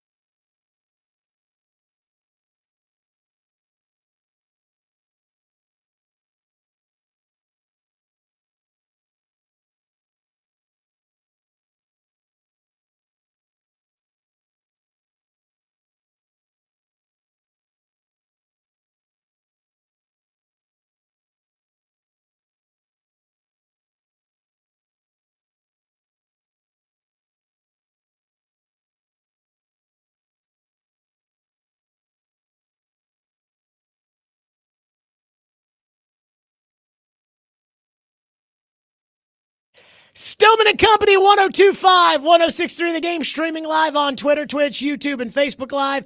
We are live from the Busy Bee Plumbing, Heating, and Air Conditioning Game Nashville studios. And of course, we are presented by the Southern Bank of Tennessee. It is 4 o'clock on a Thursday, which means we are joined by the one, the only, Teron Davenport here on the program. TD, how are you? Man, I am not on. How are we now? There you go. All right. Yeah, that's what happens when you get a little time away from the studio. You forget how things function, man. But no, I'm good, man. Back from a little, I guess, like vacation kind of thing, vacation work. So here we are. Okay, let's start right here. Is it a done deal? Cam Ward at 1 to the Titans. I think it's pretty much done. I would say yes. Go ahead and start. Don't buy your jerseys yet because we don't know if he's going to wear number 1, number 7. He's not going to wear number 1. I don't think so, but so let's say number 7, number 3, The only way, if I own the Titans, the only way that would be possible is if Warren called me and said, hey, I want this young fella to wear number 1. Then I'd consider it. But if he calls Warren? Well, again, me as the owner, I'm not calling Warren to ask Warren. I'm not putting Warren Moon in that position to say no. Imagine being Cam Ward and saying, hey, Warren Moon, can I wear number 1? And what if Warren Moon's like, no, that's my number. I don't want them to get off on that bad foot. I don't think Warren Moon would. And look, I would say this just because there's a book, and I told you about the book before called 4th and Long by William C. Roden. And it just that's a good man right there, by the way. Awesome dude, man. Another one of the OGs, man. But it highlights the history of the black quarterback. It goes from Eldridge Dickey all the way up to I think Cam Newton is in there, but I know Michael Vick is. But it just highlights that there's a chapter on Warren Moon, the stuff that he went through, and you know the story, and you know how it impacted him. I think because of that, he's going to do everything he can to make, especially a black quarterback, being a number 1 pick and being picked to the organization that he played for. Yeah, Houston, the organization that he played for. Texans fans, let you know what it is. But no, I had to take that shot. But no, I mean, seriously, though, I think that he would definitely be more than willing to do anything he can to make him as comfortable as possible. Okay, so now let's get to the second part. Mm-hmm. I heard you on the midday show on Monday. You said that when you look at Cam Ward, you see a franchise quarterback. Absolutely. Give me your definition of franchise quarterback, because are we talking Josh Allen level franchise quarterback? Or are we talking Kyler, who's going to be their starter for 12 years? Mm-hmm. So let's differentiate two things right off the bat, because you mentioned Josh Allen, right? When you're talking about Josh Allen, you're talking about elite. You're talking about no argument top 5. Sure. Right? So elite and franchise quarterback to me are two different things, right? A franchise quarterback is a guy that can elevate everybody's game and do things beyond the system. Now, an elite quarterback is a guy that could do that and put the whole organization on his back and take you to a different degree of success that you haven't seen before. I'm not going to put that on Cam, but I do think, and you know that I'm bigger on Shadur Sanders than Cam Ward, right? I like them both, but I'm bigger for this team on Shadur than Cam. But here's the difference between the two. Cam is a guy that's going to, above the scheme, make things happen. Shadur will execute your system almost flawlessly and be really good. But Cam, to me, is a franchise quarterback because he can elevate everybody's game. An example how he can elevate everybody's game, you look at some of the connections he has with Restrepo, where like he reverses out of the pocket and he runs this way and he eludes a tackler and he throws it down the field, and all of a sudden you see Restrepo come into the scene and it's a catch down the field for a big play. Those are the things that he does. Or you look at the Virginia Tech game where you got the tight end there. He manages to, see the tight end after breaking all that commotion that's happening. He just pitches it over to him. Tight end catches it, runs down, and that puts him the go-ahead touchdown. So those are the plays where I think that warrants being an elite player. And again, I think he's better as a prospect than Drake May was. I think he's prospect-wise. Because 2020, you look back on it now, 2020 vision, you look back and you say, good Lord, Drake May's a beast. Sure. Right? After seeing what he did. So, Right. Like when I talk about Trevor Lawrence as a prospect, there's a big difference between Trevor Lawrence as a prospect and Trevor Lawrence as his career so far in the NFL. Exactly. Which I think kind of takes me here when we're talking about franchise quarterbacks. You know, Vingan asked the question in Jared versus Joe yesterday when he said, you know, what is acceptable for me as far as if I'm using the number one pick on a quarterback? Like, I think it's got to be better than Trevor Lawrence has been so far. And I know there's a lot of, you know, separate factors other than the quarterback. I mean, in fairness to Trevor, I mean, that's been a disaster in Jacksonville with some of the Urban Meyer and some of the draft picks they've made and signings they've made. And, you know, it looks like they got it right with Brian Thomas, but even then, you know, they still don't have a tight end, and we're going to see if Liam Cohen's any good. Like, Lawrence has still not ascended yet. Right. And so I need better than that. I need better than Kyler. I need better than, you know, I said yesterday, kind of where CJ Stroud and Justin Herbert lie. You know, that's what I need to feel about if I'm going to use the number one pick on a quarterback. Is that fair? I think it's fair to, I think that's fair to want better than Kyler Murray, even though he's been pretty solid. To want better than Trevor Lawrence, even though he's been very solid. I'm not a Kyler guy. Listen, I know you're not, but I mean, look, you know, there's a lot of factors in that situation too. The talent is there, and you know, he can make plays, he can elevate everybody. But I feel, it's reasonable to want that. I think, and I know the hot topic yesterday, Tuesday, was the Baker Mayfield. Yeah. Look, Baker Mayfield has had a solid career. And I know you're, you know, very big on Sam Darnold. And you're like, hey, well, Sam Darnold did it 1 year. Baker Mayfield has done it 3. You know what I mean? So he has a larger body of work. So I think they're different when you're talking about. So if you could get that Baker Mayfield level of where, you know, the Browns, man, they made the playoffs. Remember, they come in and they walked the dog on the Titans, and they went, I think to the divisional round of the playoffs. I thought the Browns jumped the gun on Baker because it was clear the next year that he was hurt. Yeah. And so it was like, maybe you should right? let him, right? He had the surgery, or he had the option of having the surgery and being out for the year. And he was like, no, I want to play through it. And my thing with Baker is, like, Baker's good. But Baker, I don't know if Baker elevates the team as much as the team has elevated Baker. If Baker's on a bad team, Baker's bad. If Baker's got Evans and Godwin and those guys, Baker's good. Yeah. And so when Baker has a great offensive line and Nick Chubb running the ball, Baker's good. And to me, you can get those guys like Brad Johnson.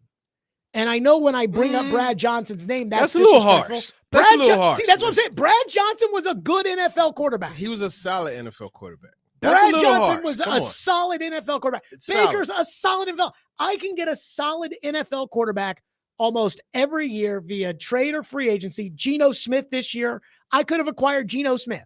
I can get that every year. Third round pick from contract. I can get that every year. So when it's number one, like, I need great. And this is where we're talking about franchise, right? I mean, we saw the man do it. Like, he elevated the guys at Washington State. You know, Kyle Williams, who was here for a visit, you know, recently, they got together, and next thing you know, you're talking about, well, Kyle Williams is legit. Now, Restrepo, obviously career leader in receptions at Miami, et cetera, et cetera. Yeah, but he made him look a lot better than a guy running a 4.8 or whatever it was. Yeah, and you know what? That 4.8 is, he ran that, but the quickness, like, there's other factors. I mean, Anquan Bolden ran a 4.8, and Anquan Bolden. Did Anquan Bolden really run a 4.8? Yes. Yeah. Anquan Bolden was a dog. Yeah, but and that's the thing. So it's Restrepo. You know what I mean? But I just think this guy has already shown that he could take and make other guys look better. And that's what you want in a franchise guy. And I think that's the difference. That's why you get a Cam Ward at number one as opposed to a Shadur. What did you think of Louis Riddick's Mahomes comp? This is the thing, we always get carried away with comps. Well, you know, it's tough because he did say one thing that made me like, because he was like, Mahomes, like, impact. And lose your guy. Yeah, no, he always talks like he very punched somebody's face. But he did say the like impact. initially I was like, okay, you're talking about traits. And I saw that too, because I've even asked the question, okay, what's the difference between Caleb Williams and Cam Ward? You know what I mean? And just to relay it down the line, Caleb Williams is a guy that I remember watching him, was like, oh man, this is a lot of Patrick Mahomes type stuff. So I think if you talk about the talent, the traits, the skill set, I think it is similar. The impact, like I'm not about to say anybody's going to have the impact that before it happens. Like I'll go 2020 hindsight on it, but I'm not going to say ahead of time that somebody will have a Patrick Mahomes. I think they should go to the podium after they draft him and say exactly what Louis Riddick said. Say, hey, this is going to be the next Mahomes, and see how that works out for him. Yeah, don't do that. TD's with us, 615-737-1025. We'll hit your phones at the end of the hour, as we always do. So Mike Borgonzi said something a couple of months ago when it didn't look like they were going to draft a quarterback number 1 overall, but I think it's very important that applies to them right now, as it seems like they're going to draft a quarterback number 1 overall. So we'll do that next. Stillman and Company, 102.5, 106 through the game.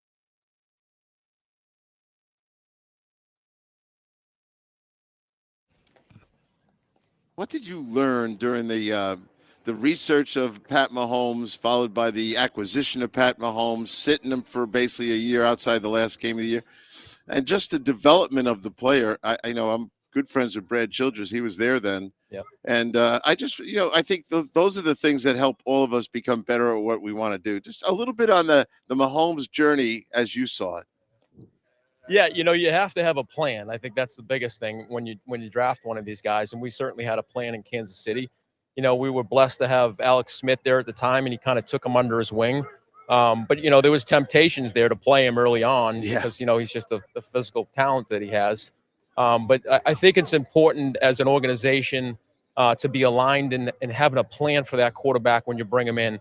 And some of these guys are ready to play right away, but you have to have a plan coming in and evaluate them through OTAs and training camp to see if they're ready to play.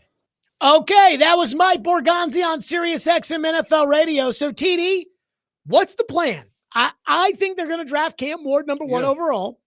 And what's the plan? And not just when do you play him, when do you not play him, though I am very pro sitting quarterbacks, even though I do feel like Cam has kind of done this thing where he's gone from single A to double A to triple A, and now he might be ready for the majors. But McNair sat, Aaron Rodgers sat. It's a case by case. Brady sat, Mahomes sat. Joe Burrow played right away. Joe Burrow did play right Allen away. Played right away. Got murdered. Now, Allen, what's crazy about Allen, he played, but they did kind of bring him along slowly, right, but he played. as he came through. But he played. You know what I mean? So here's my question for you. What's kind of the bigger plan here? Like, is it just going to be, all right, here you go. We got you and Ridley and Pollard, and we're going to put Chig at tight end, and we're going to have a coach on the hot seat, and we'll figure it out from there. We'll probably fire this coach after this year. There's got to be a deeper plan than that, right? Like, if they bring in Cam Ward, what are they going to do to keep from happening what happens with a lot of these young quarterbacks, which I fear is going to happen to Caleb in Chicago, which is the organization is going to set the young quarterback up for failure. What is their plan to keep that from happening? So here's the thing. When Borgonzi says you got to have a plan, that's been his. I remember talking to him in January, like a week after he was hired, and that was the main thing, right? And so the plan then was, okay, we got to look at these guys and say, okay, is this group one to where we need to trade for a guy and bring him in as a bridge, or do we need, is this group where we feel there's a guy that we could build, support him, and make it happen? That was the initial process. Now, obviously, free agency has told you, okay, they're not doing the bridge thing. Brandon Allen is not a bridge. Now, we'll see about Will Levis, but there's things with Will Levis that I've heard that are pretty interesting. I can't really get into it, but it's going to be cool watching how that plays out. Or interesting bad? Just intriguing in how this process is carrying out, whether or not he's an option. Like, is this going to be some Davis Mills thing where they had in Houston CJ Mills and Case Keenum? No, it's not going to be that. I don't think it's likely. I think it's very possible that, they trade him. Now, that's not based off of some of the information I got. That's just based off of just the way I see this possibly working out. But to go back to what I was saying, they've determined that there's no bridge. You know what I mean? So he's going to be the guy. So once they identified that their guy is one that could play right away, they say, okay, how can we make it most conducive to his success? Borgonzi from the rip was always going to support the trenches and build from the trenches. Sure. That's his MO. That's Which what he wanted is to do. a motion that I agree with. Exactly. Yeah, of course. And so, like, I saw all the people complaining about the Dan Moore signing. Like the one executive in the Athletic said, would you rather play with him or play against him? And Joe was like, well, he allowed all these sacks. I'm like, when you go into free agency for a starting left tackle, you're not getting a great starting left tackle. You're getting a starting left tackle. He's period. He's 26 years old. Now, are there some warts? Absolutely. But you just have to, from their perspective, they're seeing the ability to work through those warts. Well, you can make the playoffs with him at left tackle because he's made the playoffs. And here's the thing. It's buy one, get one free, right? Essentially, what you needed to do was upgrade the right tackle position. J.C. Latham more than willing to flip over there. He's going to be an outstanding right tackle. The model now, right, is the Eagles. Well, you got Jordan Mailata, you got Lane Johnson. And before that, it was Peters and Lane Johnson. Before that, John Runyon and Trey Thomas. Like, that's been the model to have bookends. So anyway, so they did that, right? Now, the one area where I think they've kind of missed, the one area where they missed is weapons. So we'll see what happens in the draft, right? You look at Kyle Williams is here. They're going to have a top 30 with Luther Burden. He's going to be here at some point. Elijah Badger is a guy that and he's on talking with TD today. He is a guy that they've had Zoom with. They had Dante Thornton in for a visit. I'm just saying all this to say they're going to, in my opinion, I'd be very surprised if they don't go heavy at receiver in the draft. So to answer your question, the plan is just kind of continuing to come into fruition. And I think the bigger part of it is going to be adding those weapons. Ferguson, the Oregon tight end, they've had him in. So there's a lot that they're doing to try to upload this offense and get these playmakers in to work with them. So I think they do have a plan. I like the plan. I probably would have been a little bit more aggressive on the receiver side of things, but we'll see what they end up with in the draft. My thing with receiver is I think they can go get that second guy at receiver in the draft to go with Ridley. But what I hate doing is I hate just looking at a position and saying, well, we'll just go get that in the draft. Right. Because if I'm sitting there at 35 and let's say, I really like the kid at Ohio State that played guard and then guard. Oh yeah. That went to tackle. Yeah. And I know that the Titans have two tackles and have Donovan Jackson. Yeah. I really like him because of his versatility and the fact that he played both at a high level. And I'm a believer that you can never have enough quality offensive line. But at 35, so here's the thing. Look at your board, right? Right. I don't want to pass if I love a guy. I don't want to pass him. But here's the thing. Look at your board, right? So if you have a Donovan Jackson, if you have a Landon Jackson, if you have Luther Burden, if you have let's go another. Emeka Egbuka. I'm not. Let's just do one of each. So let's do those guys, right? Because we know pass rusher, offensive line depth is still, but pass rusher, receiver are immediate needs, and now you're putting in a depth offensive lineman. Sure. Right. So you go Donovan Jackson, Landon Jackson, you go Luther Burden. You look at your board horizontally. How does it play out?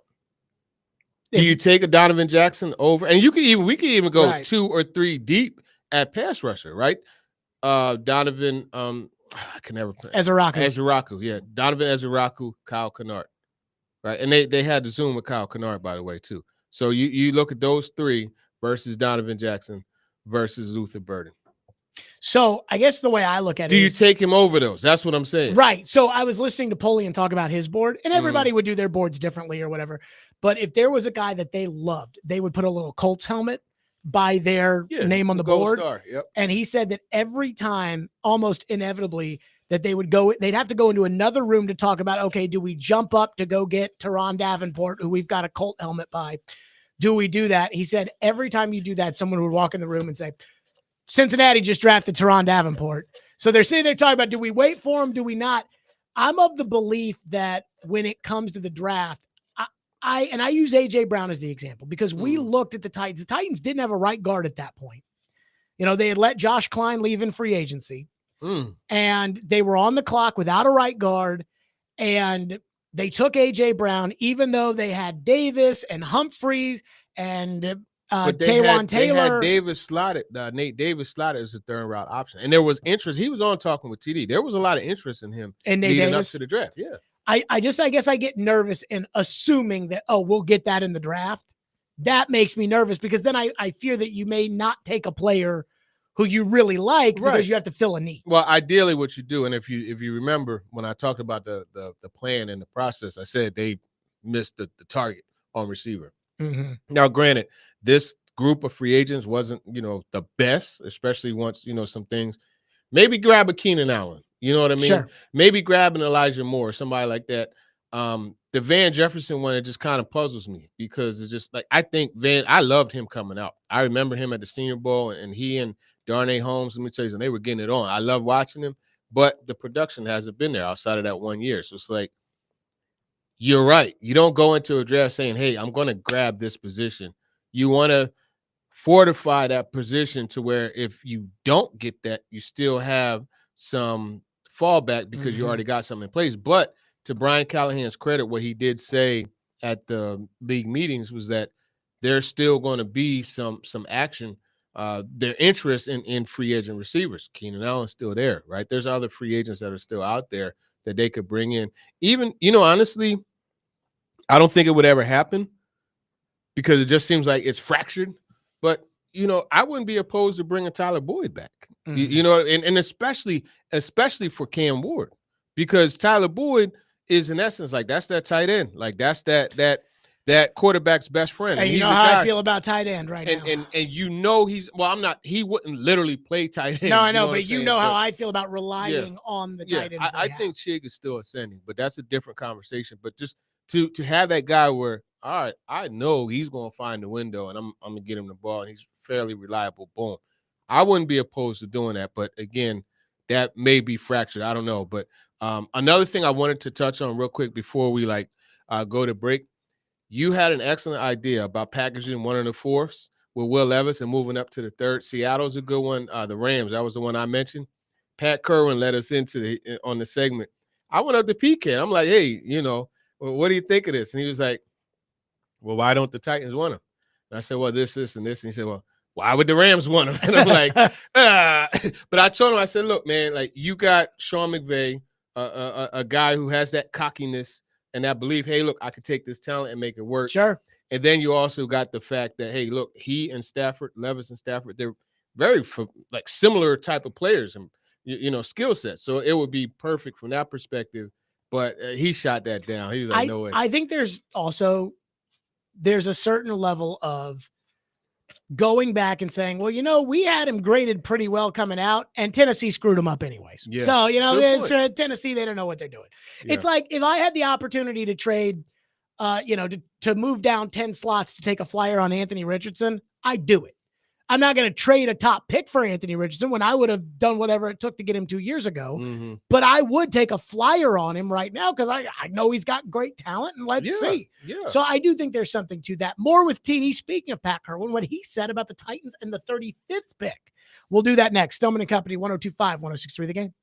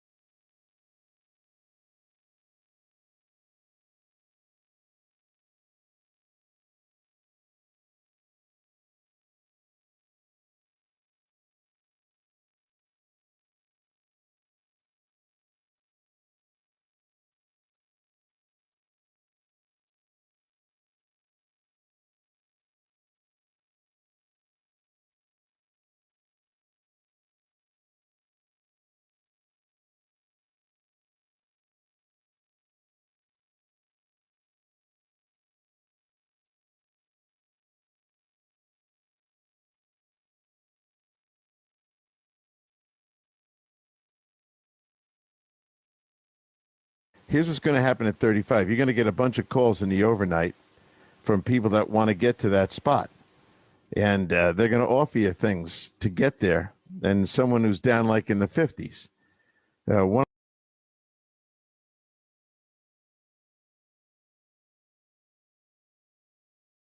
of those has, they have 62, and they have the other one is 56. What if they gave you those two and you were able to move down? They're going to want to go up. Someone who wants a quarterback, not Buffalo, is going to want to come up there. If you've already taken Cam Ward, they're going to come and say, you're not taking Jackson Dart, and he's on the board, and we want to take him. And you'll make a tentative deal based on if Cleveland and the Giants don't draft him or trade out themselves. So I think you'd like to move down if you've got your quarterback done and get 2 picks in the second round for 35. That was Pat Kerwin, Sirius XM NFL Radio. TD, there are 2 teams that I kind of circle. He brought up Buffalo. Seattle has 50 and 52. Now, they're not going to want to move up DK Metcalf. Yeah. That's where the second comes from.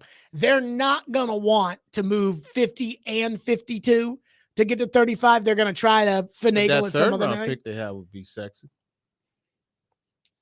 I want the 2 second rounders. I mean, yeah, you know. That would be now, and I'd even throw in a 4th or a 5th or something to try to. What do you think they're going to do with the 35th pick? Where do you think?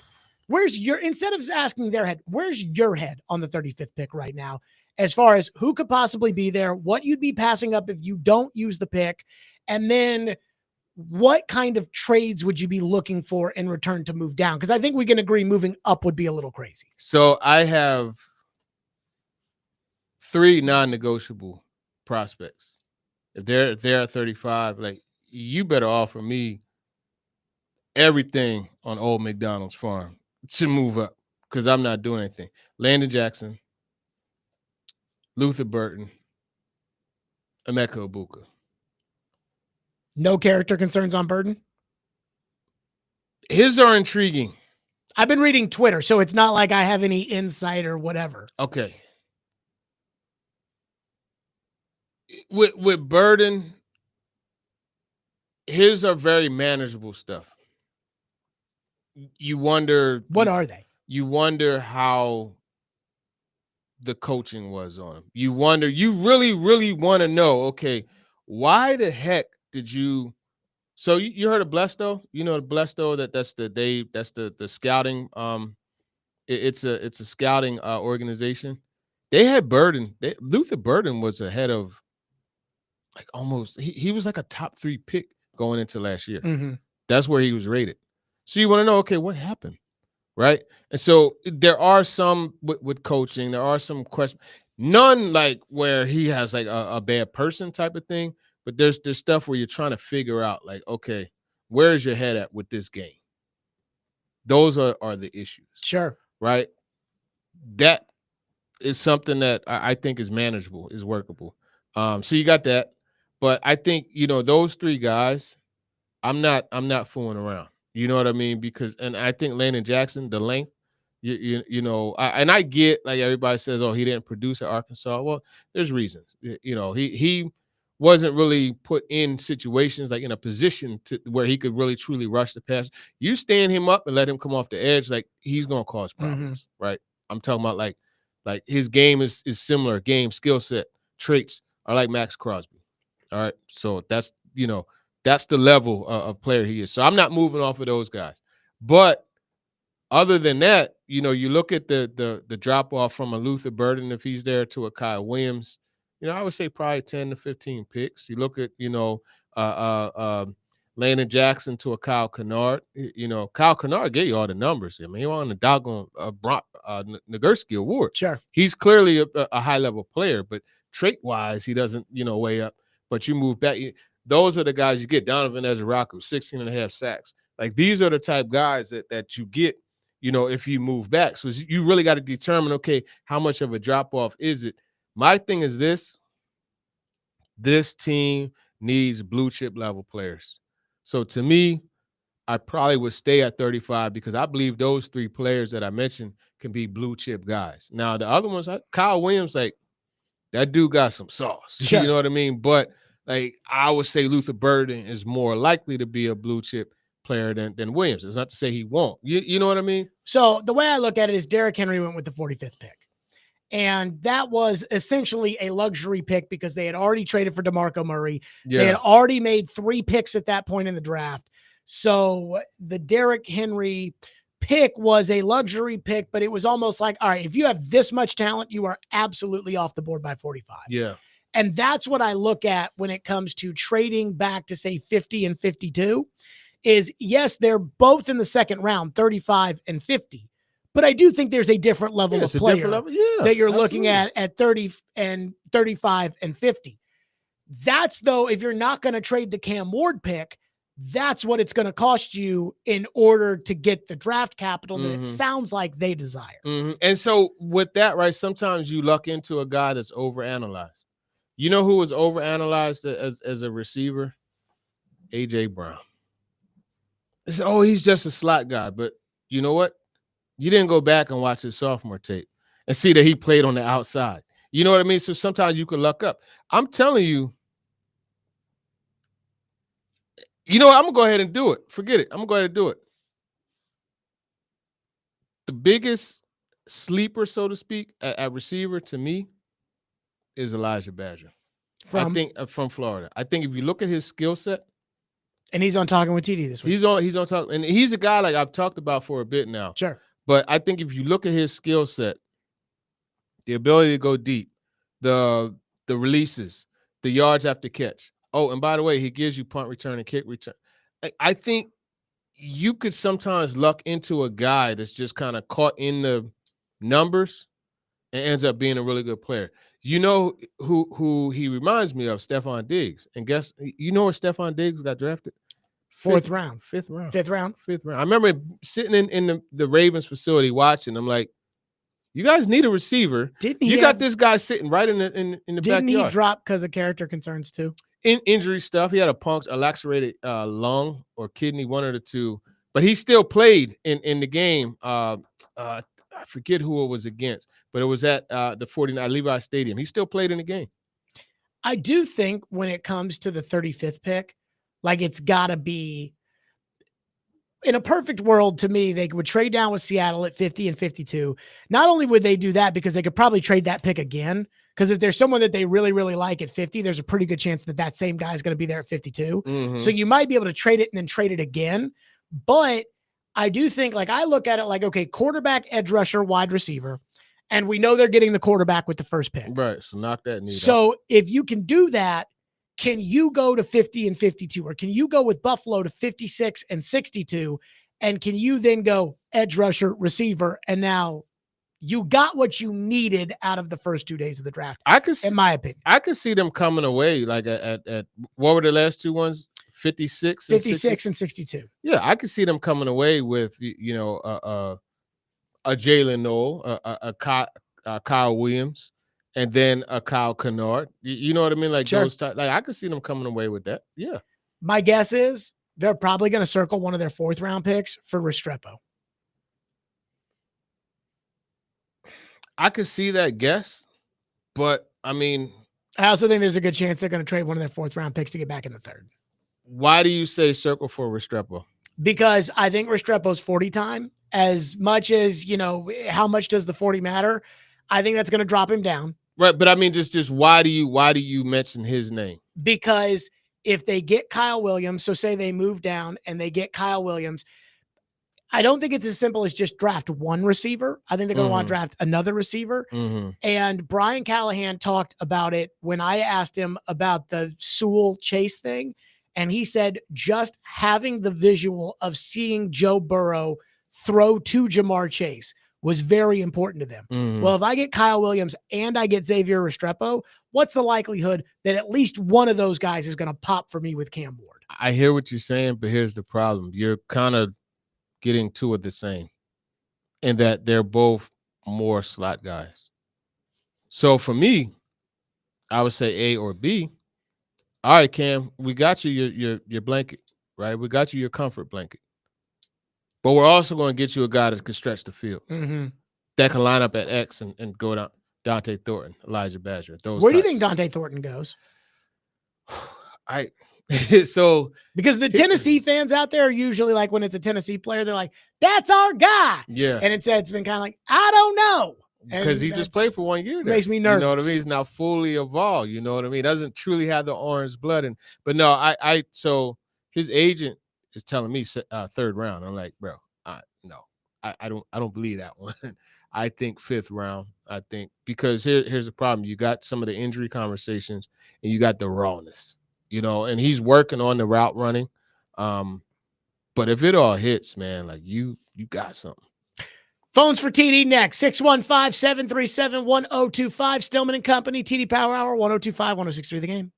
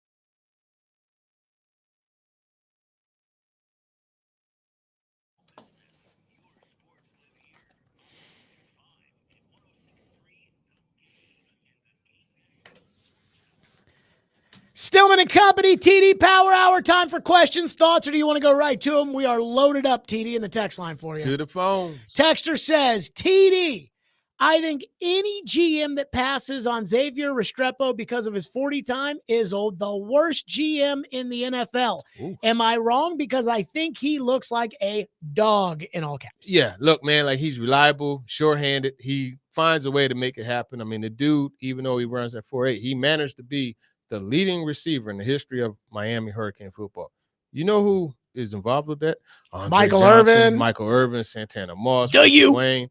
Man, there's a lot of guys. So yeah, I'm with him as far as, you know, on the side of things where he should still get a shot. I wouldn't pass on him because of that. You know, I have been thinking about that because Emeka Ibuka is the all-time leading receiver at Ohio State, and that means something because, I mean, think about that. Yeah. But then I'm also like, well, Terry Glenn didn't play. He played You one. know, You know why Terry Glenn didn't in play the- 2 years, right? Chris Sanders was starting over him. So my thing was more like he didn't play the 4 extra playoff games, and he didn't play but like Marvin Harrison leaves after the 3rd year, whereas some other guys.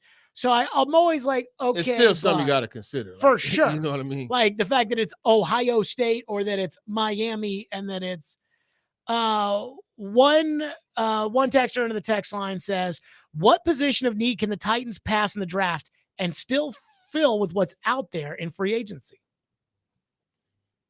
I don't think there's any. Like, I think you have to, everything has to be supplemented by the draft. I don't see any particular one. So, I mean, it kind of filled the safety side of things, right? So you got that. I can't say any particular one.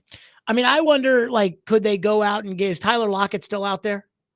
Yeah. Like they could still get what does a he have left? receiver, though? but Like, right. So as far as like an impact player, those are probably all gone. Yeah. But a guy who could help you here or there, the way that, you know, what they anticipated Quandre Diggs doing, I think that's He's still a out must there. sign too. In my opinion, they need to bring him back. To bring back Quandre Diggs? Because you got to have somebody that could, like, you know, Player coach. help Cam. That's his cousin, you know. Randy says, TD, let's go to the night of the draft and let's go to the press conference.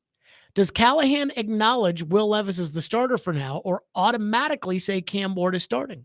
Also, is it going to be bad if they do let Levis start the season behind a new offensive line just to a couple games in transition to Cam Ward? No, look, man, if they draft Cam Ward, he's the quarterback. Like, I would be very surprised if they go into the season with Levis as the starter. I'd be very surprised. I will be surprised what they say on draft night, though, when they draft Cam Ward. You know what they're going to say. Hey, you know, we want to have competition at every position. Do you need to do that, though? I think it's okay. So I went down the rabbit hole of watching the 1998 draft last week, and Lindsay was out of town, and it was just me and Jack. So it was like, well, he's in bed at 7, and I'm sitting here, storms and there. So I was like, okay, well, Braves game was postponed, so I just put on the 1998 draft on YouTube. And as I was watching it, Indianapolis took Peyton Manning, and San Diego took Ryan Leaf, number 2. And Bill Polian they had a person in the facility in Indianapolis. And so they made the draft, and Bill Polian was like, yeah, Peyton's going to start right away. We think he's played enough football. We think it'll be fine. And then he said, you know, and let me say this, I think one day that we could see an AFC championship game between him and Ryan Leaf, because that's how much we believed in Ryan Leaf. So the fact that he came out right away and said like, oh, Peyton's going to start, I was like, okay, you know, we don't do that as much anymore. No, there's more, there's more smoke and mirrors via media now than it was before. Like, and that was, you know, that was just life period. Back then, it's like you said what it was. Oh, that's it. When the Titans drafted Javon Curse, Andrea Kramer was in the facility, and they were like, Tennessee's up on the clock, Andrea Kramer. They're going to take Javon Curse out of Florida. I just talked to GM Floyd Reese. He said that he was the 7th best player on their board. Now it's like they'll never tell you where someone was on their board. Right. One texter says, TD, with the news about Isaiah Bond, what would that do to him on your board? What news is this on Isaiah Bond?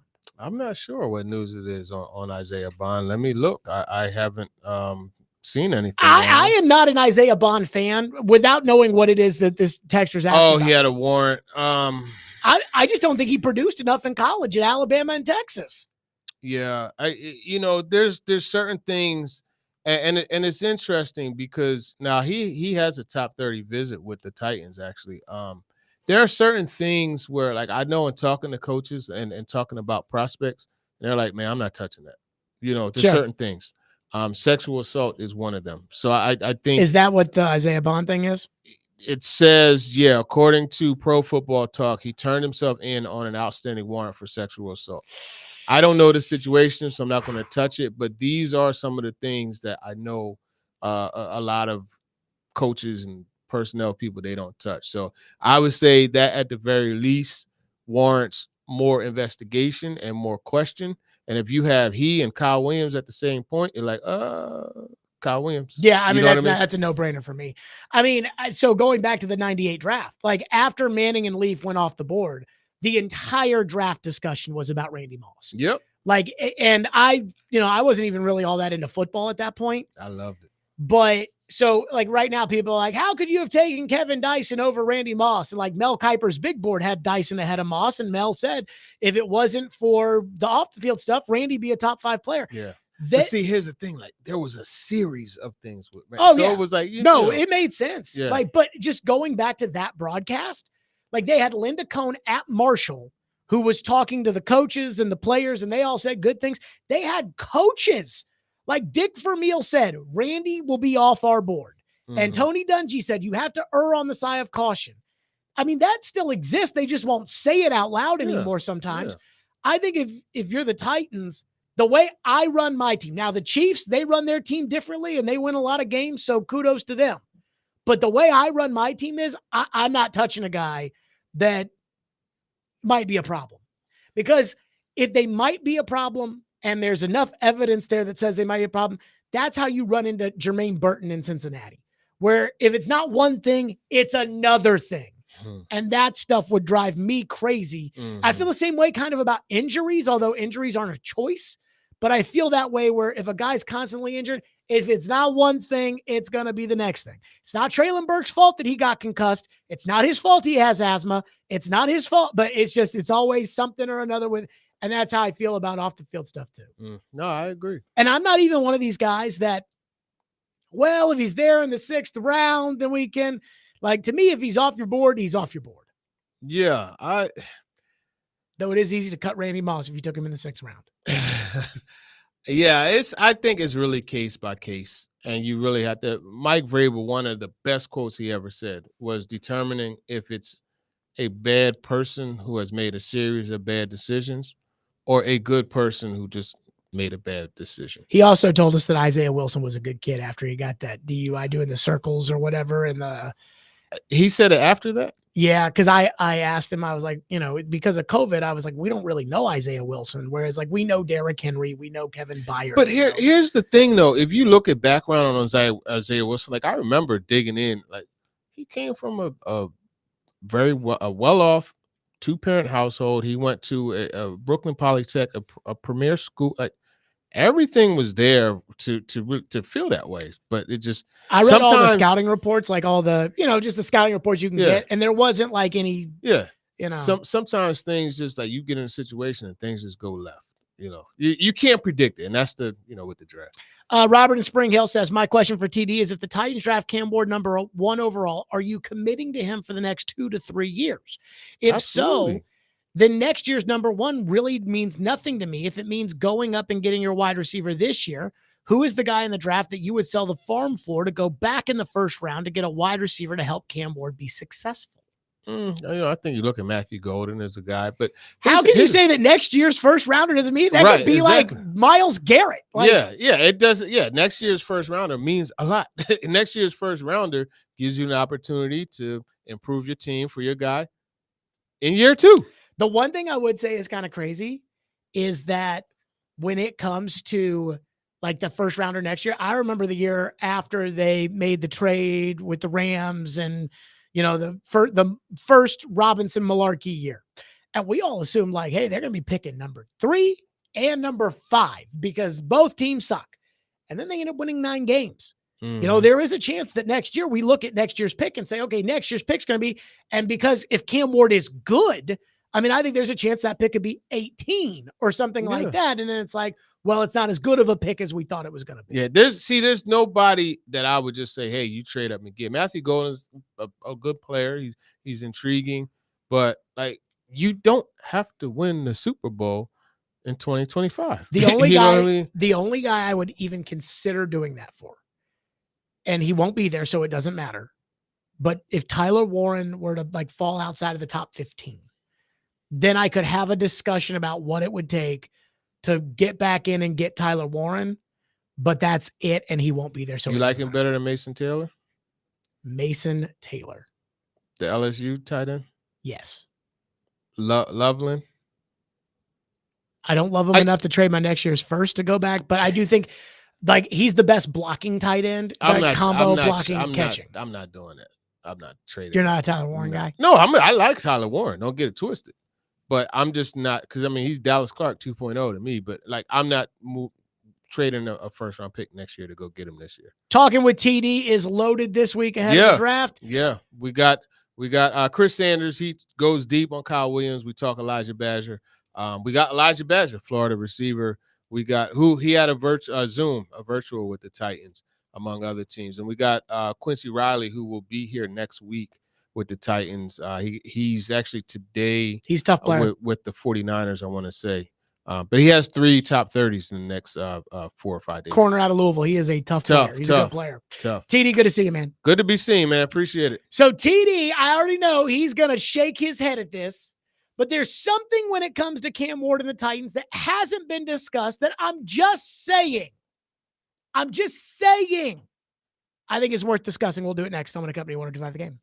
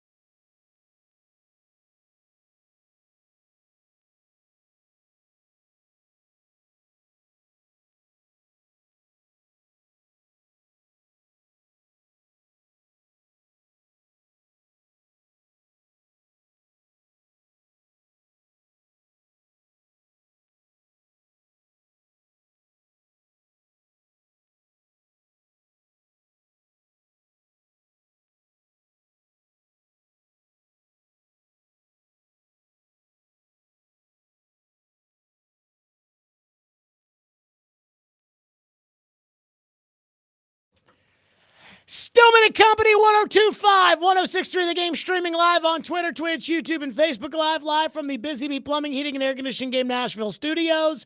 We went long with TD there just because, well, hate to say it, I found it pretty interesting, so we went long with TD. But there was something that I know TD disagrees with, and I told him what it was on his way out, and he just shook his head. And yet, I think we should have this discussion.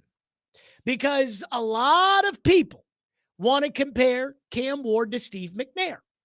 And a lot of people, Titans fans for the most part, want to compare Cam Ward to Patrick Mahomes. Now, Louis Riddick compared him to Patrick Mahomes, and I thought that was a little over the top, but this is going to be the litmus test when it comes to whether or not Louis Riddick is a legit analyst, like a real football guy who interviews for these GM jobs and should be a GM, or is just a talking head on TV. We'll see. But we never talk about what these teams did for Steve McNair to become Steve McNair. And we never talk about what these teams did for Patrick Mahomes to become Patrick Mahomes. Because Steve McNair sat the bench for 2 years. And when he was drafted, it was announced he'd be sitting the bench. Patrick Mahomes, as we all know in Kansas City, sat the bench. Green Bay, where Chad Brinker comes from and is obsessed with, and I still think sleeps on Green Bay Packer sheets. What are they famous for? Quarterbacks sitting the bench. And if it were up to me, I wouldn't say when they draft Cam Ward that I'd sit him on the bench. I wouldn't be adamant like I was about Anthony Richardson that he needs to sit on the bench, or Malik Willis that he needed to take a redshirt year. But I would want the option to sit Cam Ward on the bench. In fact, I would probably start off with we'll see where it goes, but right now he'd be sitting the bench. Because I do like the idea of the young guy sitting on the bench, learning what life in the NFL is like, learning about the preparation in the NFL without the pressure of having to win a game. Now, I know a lot of you won't like it because that means that Brandon Allen starts at quarterback this year, which is something that they could have fixed if they had signed a real bridge quarterback this offseason. But hey, as we all say, Titan's going to tighten. But I am a huge proponent when it comes to these quarterbacks of sitting the young guy. And let's not forget, when it comes to Cam Ward, yes, he has 38 starts at the Power 5 level. But he really didn't play much under center. So now you're going to ask him right away to do something he hasn't done. And you're going to ask him to win, and there's going to be scrutiny, and there's going to be boos, and there's going to be cheers, and there's going to be... Again, does it hurt if you just make doubly sure that Cam Ward is ready before you stick him out there? I don't think any of us think the Titans are going to win the Super Bowl this year anyways. So if you go into next season with the idea of we're going to play Brandon Allen, again, I don't think you can play Levis. But if you go in with the idea of we're going to play Brandon Allen, and then Cam Ward goes out there in training camp, and you look at it and you're like, this kid is ready for the big time. Nothing is stopping you from sticking Cam Ward in there. But if you just go in there and say, okay, Cam Ward's starting, he's our guy, and then it's too much for him, you can't take the toothpaste out of the tube. You can't sit him on the bench. And before you tell me about how many starts Cam Ward made, well, he played 50-something games in college. Again, forget about incarnate word. Let's be honest. Cam Ward has 38 starts at the Power 5 level. Patrick Mahomes had 32. It's not crazy to say, let's let him learn a little bit. Again, CJ Stroud didn't need it. He was good right away. But not everybody is CJ Stroud. In fact, I think that the Panthers look back on their decision to play Bryce Young as early as they did and maybe think, you know what, if we had played Andy Dalton and we had stuck him out there and we had sat Bryce Young on the bench, would Bryce Young be in a better scenario right now? Again, when it comes to Bryce Young and his college stats, it's not like Bryce Young wasn't experienced. I mean, Bryce Young made 35 starts at Alabama. Bryce Young led the SEC with 4,800 passing yards as a sophomore and won the Heisman Trophy. But I think, again, it was a tough situation for Bryce to go into. But Bryce got better after he came off the bench. I don't believe in putting too much pressure on these young guys right away. And I don't think it hurts you at all, unless you think the Titans are Super Bowl contenders. I don't think it hurts you at all to sit Cam Ward on the bench. Now, I'm not saying sit him on the bench for a year, which when it came to Anthony Richardson, that's exactly what I would have done. I would have taken him number 1 overall. I would have gone downstairs and told the media, you're going to see him in 3 preseason games. And then you are not going to see him because Matt Ryan's going to be the starting quarterback, or Gardner Minshew is going to be the starting quarterback, and Sam Ehlinger is going to be the backup. Oh, but Jared, we know Anthony Richardson's better. I know. And you're not going to see him. You would not have seen Malik Willis as the backup quarterback who ended up starting on Sunday Night Football as a rookie before he was ready if I was GM. And I begged him at the time. I said, go get a real backup. Go get Nate Sudfeld. Go get, again, somebody behind Tannehill, because Tannehill is a broken thumb away from Malik having to play. And it was obvious in the preseason Malik was not ready to play.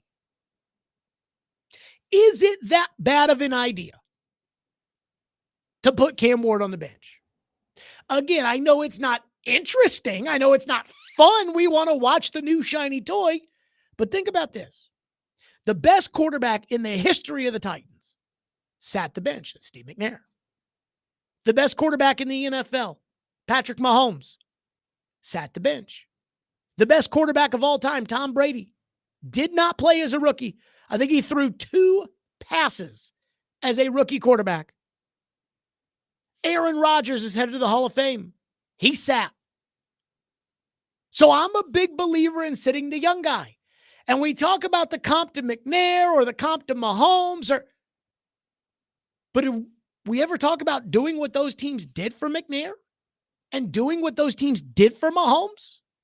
And I know Josh Allen played right away, but at the same time, they took it slow with Josh Allen. So I'm just saying, we know the Titans are a bad team. We know that the offensive line is going to take some time for them to gel, even though they spent money on it. We know that they don't have enough weapons right now, though they could improve that during the draft. But we never, ever, ever talk about Cam Ward sitting the bench. Go ahead, Reed. So I like your premise, but I have to ask you, what do you legitimately believe that Cam Ward could learn from Brandon Allen? Oh, I think, again, Brandon Allen's been in the NFL for 6-7 years. What has Brandon Allen accomplished in the NFL? But does it matter? Other than a paycheck? Yes, it matters. Does it matter when it comes to, again, like that mentor quarterback? Does it matter if the guy is an all-world quarterback? I think it matters when it comes to preparation for someone who has been a starter for several seasons as opposed to someone who's been a perennial backup in the league. So Steve McNair had Chris Chandler ahead of him. The chandelier, yes. And like those dudes almost fought. Like that was a bad relationship between the two. And Floyd said, hey, like the guy that really got through to McNair was Neil O'Donnell. And so I think there's a reason they brought in Brandon Allen for this exact reason, because Brian Callahan knows what it is that Brandon Allen cerebrally can teach Cam Ward, because they were in Cincinnati together and he saw it when Joe Burrow was the starting quarterback with Brandon Allen as his essential caddy. I don't think you have to have a good quarterback ahead of the other guy. I just think the other guy has to sit on the bench and just take a little bit of a breather. Now, I agree with you. I'd rather have Daniel Jones be the starting quarterback of this team and have Cam Ward on the bench. But I just think, again, it's more so like the day-to-day, this is what we need out of you in the NFL. This is what you have to improve on from a fundamental standpoint. This is what, and you focus on that and not so much about the pressure of trying to win. and the boos and the cheers and the this guy's good and that guy sucks. You don't think that, again, Bryce Young put into a terrible situation? You don't think that it was tough on Bryce Young when C.J. Stroud's out there having success? I worry about that. So I'm not against playing Cam Ward. Again, this is not Anthony Richardson. You know, Jim Irsay, they drafted, yeah, we're going to put him out there right away. And I thought, you morons. But I am a little skeptical that, again, all these guys sat the bench. Granted, to your point, Reed, Brett Favre and even Chris Chandler, they were better than Brandon Allen, which, as I said, gonna tighten. But I do believe that there is something to be said for sitting the bench. And I think Malik Willis is an example of it. Did I think Malik Willis learned anything from Will Levis? Probably not, but he got better over time. That's how again, these young quarterbacks, you got to learn the NFL. You got to learn what's asked of you. You got to learn. I don't just believe in throwing those guys out there. 615-737-1025, which is our phone number, 615-737-1025. So Louis Riddick says that Cam Ward is Mahomes. Boy, I don't want to use the word dangerous, but that is something. But there's one thing I can't get over when it comes to the Titans and Mahomes. We'll do that next. 615-737-1025. Stillman and Company on 1025 The Game.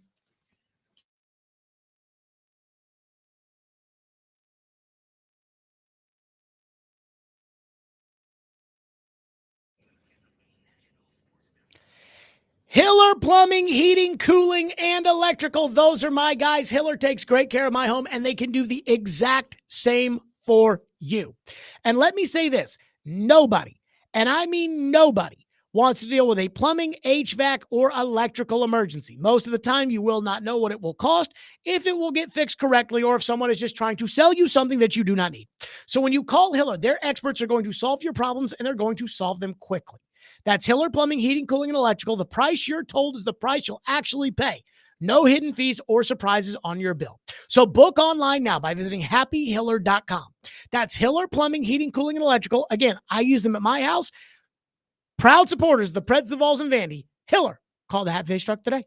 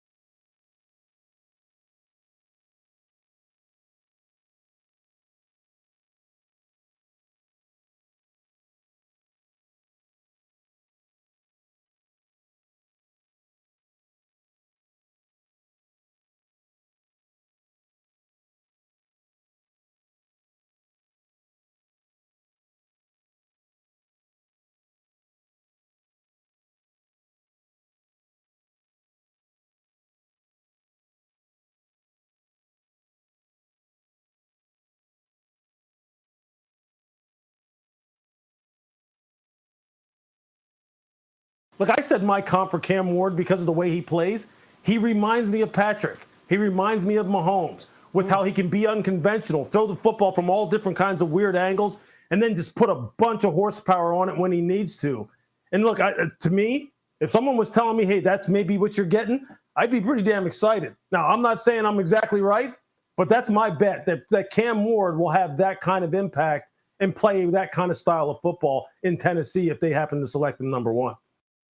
Okay, the take heard round the world. Louis Riddick saying he thinks that Cam Ward will have Patrick Mahomes' level of impact here in Tennessee. What would the price for Patrick Mahomes be? I mean, think about this. The Chiefs traded 2 first-round picks and a third-round pick, I believe, in order to go up and get Patrick Mahomes. If the Giants offered the Titans 3, they're 1 next year, and let's say 65. They have 2/3, but if they offered that, would the Titans turn that down? If you thought you were getting Mahomes, you'd turn it down because nobody would trade 8 first-round picks for Patrick Mahomes. The Dolphins wanted to offer 3 first-round picks and more for Joe Burrow, and the Bengals didn't even pick up the phone. So that's a hot take.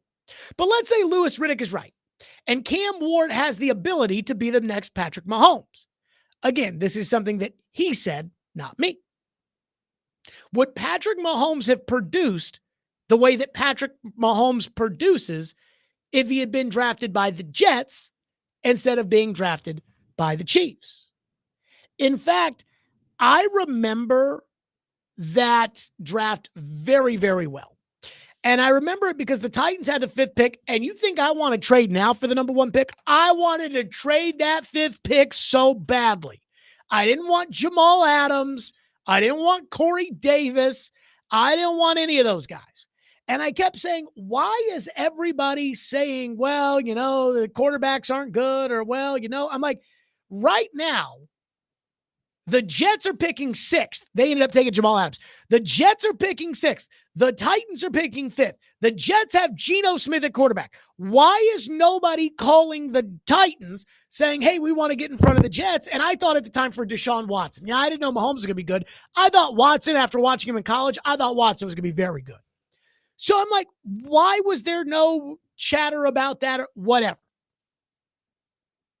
So I did love that. But let's say the Jets with Geno Smith at quarterback.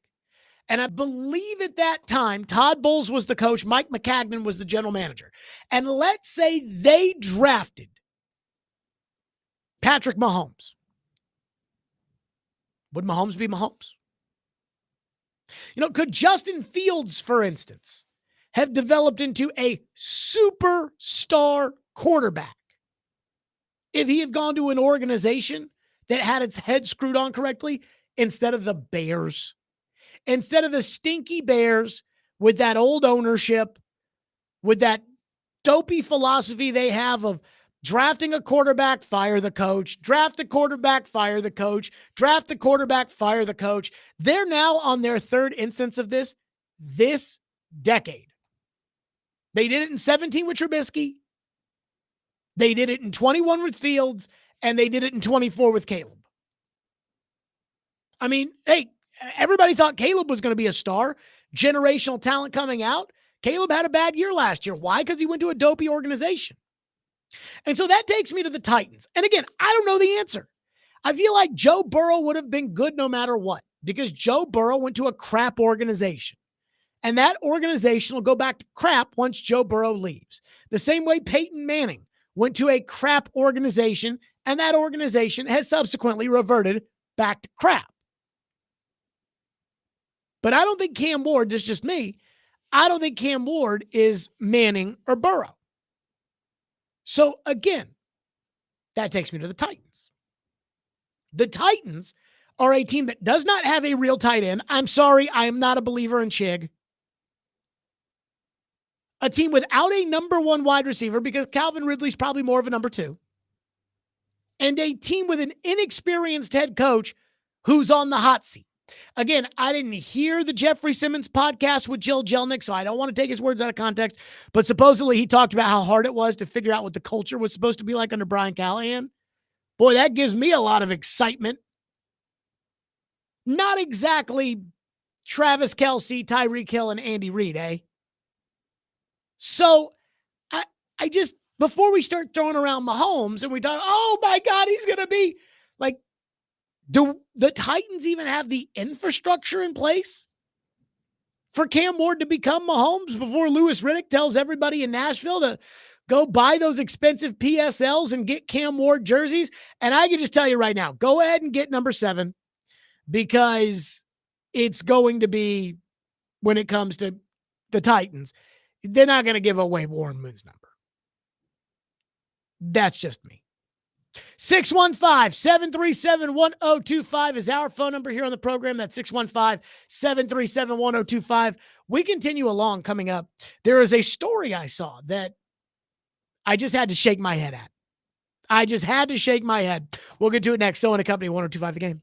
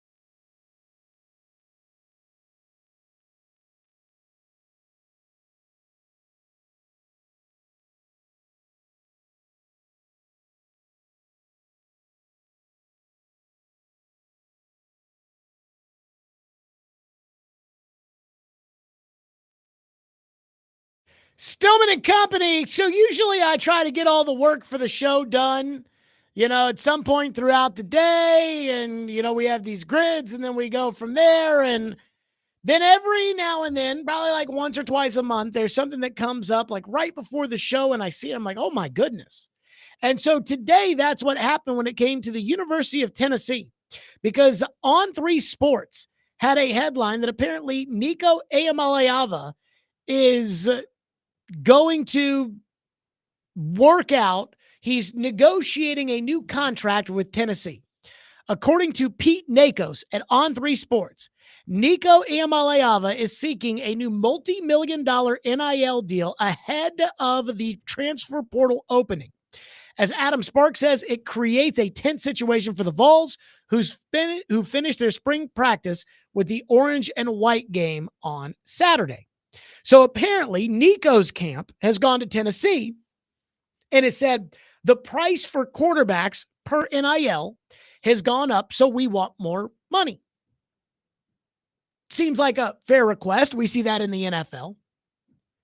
Apparently, On3 reported that Iamaleava and the NIL collective that pays him on behalf of Tennessee are trying to hammer out a deal this week.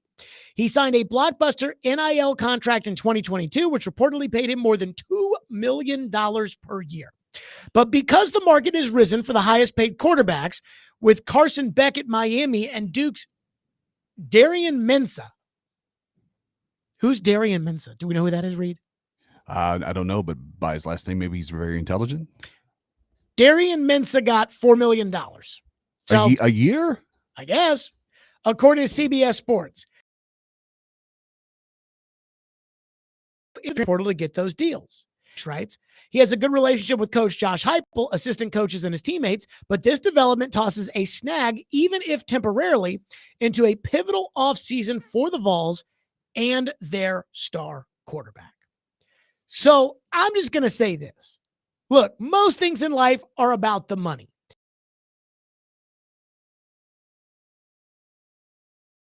About the money. Every now and then you'll see they say, well, I'd rather stay here and I don't need the highest paid player and my family and I like it. And Matthew Stafford is taking a hometown discount when the Giants and Raiders wanted to offer him more money than the Rams were willing to pay. That happens.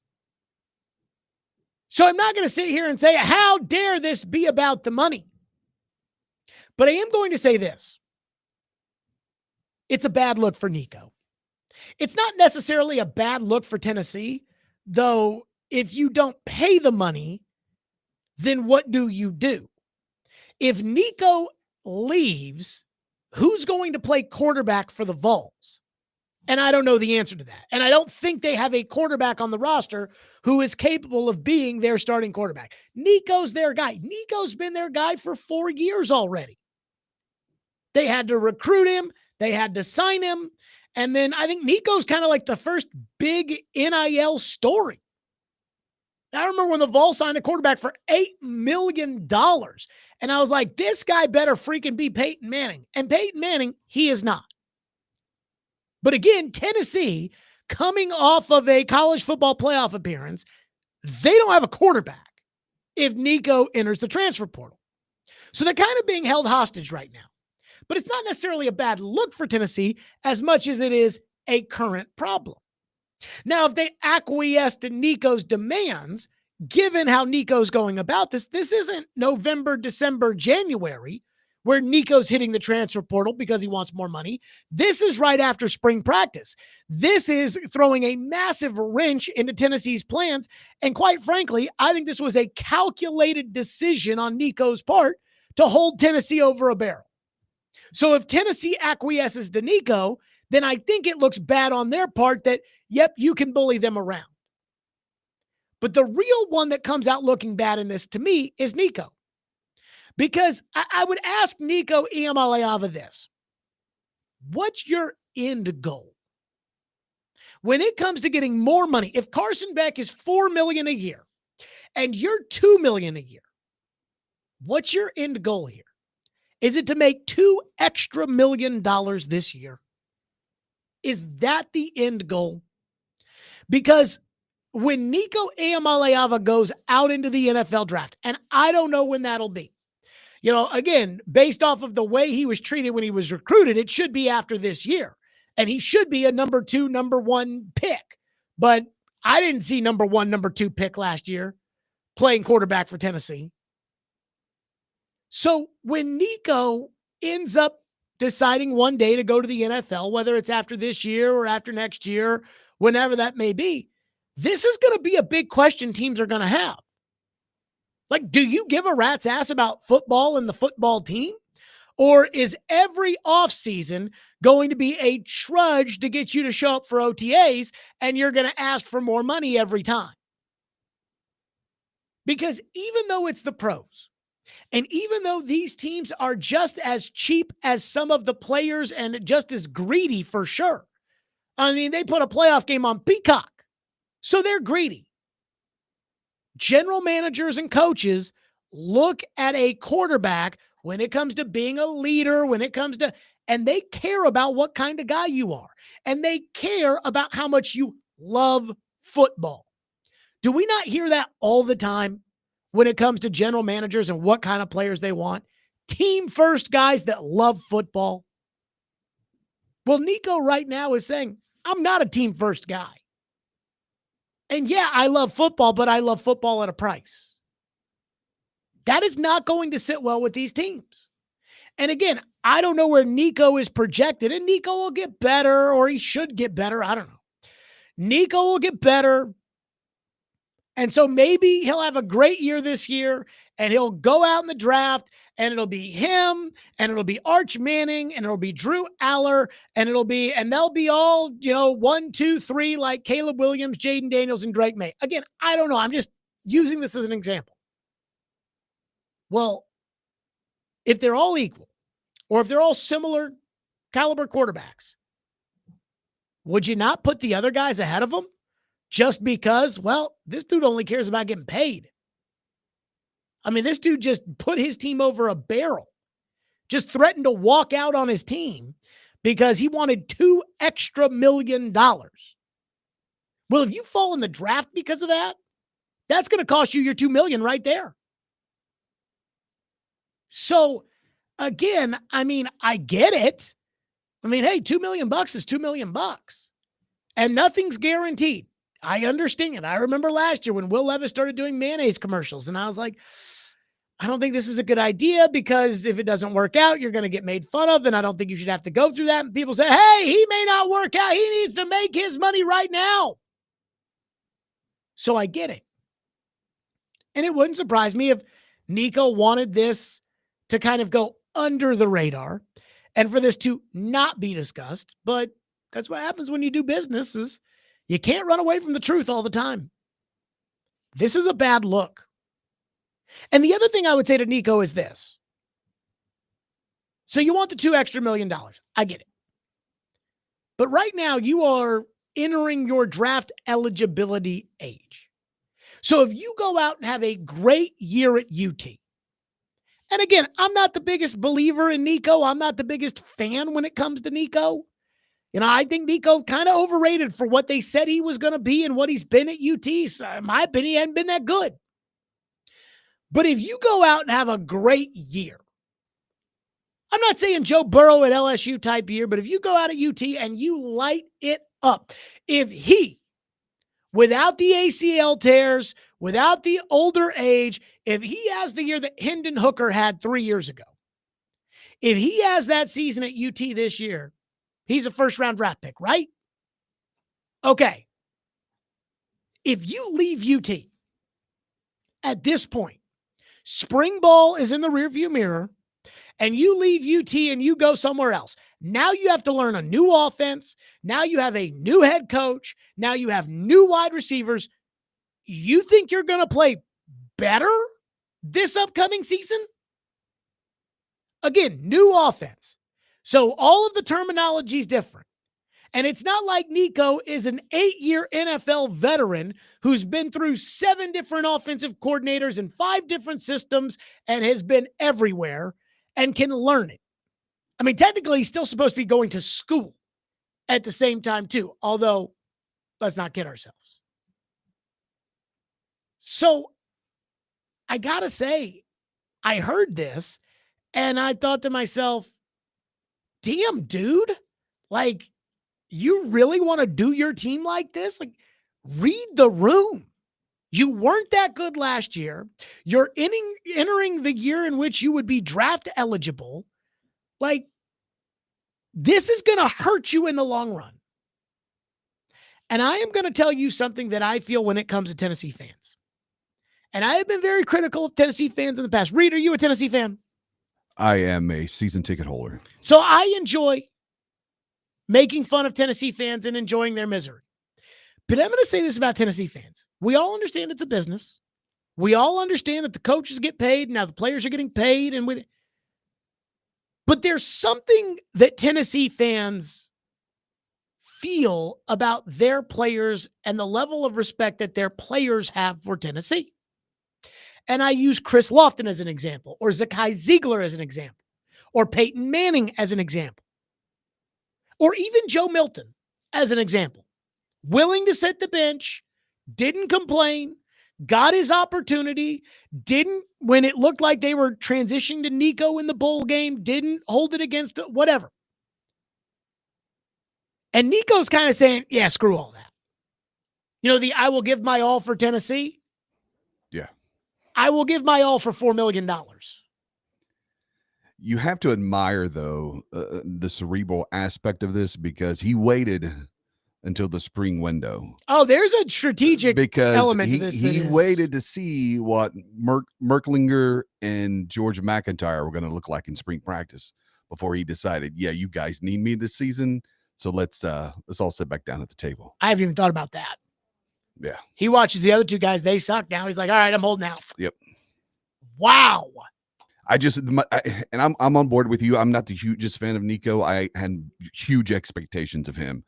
And I just remember in the Alabama game when he went out, there were times in that game where they ran the ball on third down because they didn't trust Nico throwing the football. He goes out for a play. Gaston Moore comes in on 3rd and long, and they throw the football with the backup quarterback. That told me a lot about where Nico was at that moment of the season. Well, and also I thought Nico was terrible in the 2-minute in Arkansas.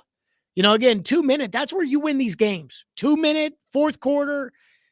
But, man, these Tennessee fans are not going to appreciate Nico doing them dirty like that. And so if it goes haywire at all for Nico, it's going to be like Jarrett Garantano. Like, that's how bad it's going to get with the fan base.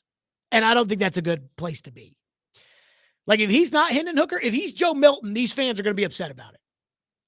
And again, I understand these are young guys making decisions and they've got agents but somebody should have told Jalen Milroe to go back to college. And somebody should have told Nico, hey, if you got a problem with your money, get it figured out in the off season. Don't get it figured out now. One texter says, if Nico goes to the portal, they'll find another quarterback in the portal. This NIL nonsense was totally anticipated, and I hope Nico has fun at Ball State. I mean, I would say this. I'm not a big, principal guy. Well, I mean, I am, but money's money and business is business. Personally, I don't think I'd want to pay him. But the thing about it is he's not going to Ball State. He's going to Alabama. He's going to LSU. Is he? Yes. Then he's going to fail. Yeah. But he's new going offense, for the new coach. I get it. But again, Tennessee runs a very different offense than everybody else runs for the most part. So now you've never had any experience in any other offense, and you're going to go run another offense just for the paycheck in the SEC against SEC defenses. And that's going to work.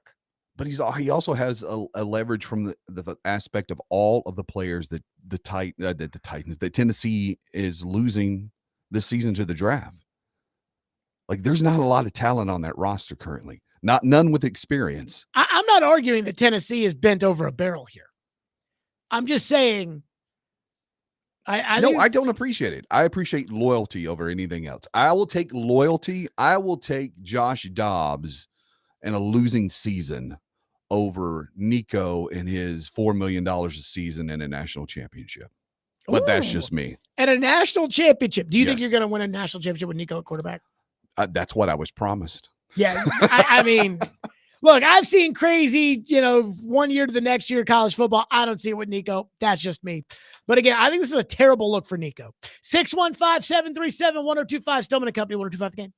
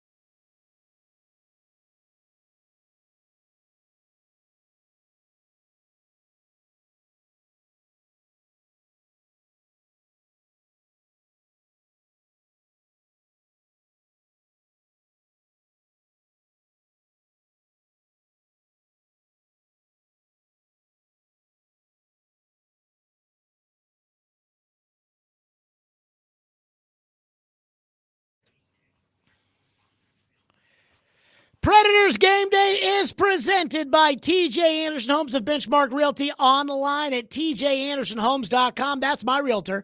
Get your house seen, heard, and sold with TJ Anderson Homes of Benchmark Realty. Predators on the road tonight at Utah. The Predators 28-42-8. Holy smokes, that is bad.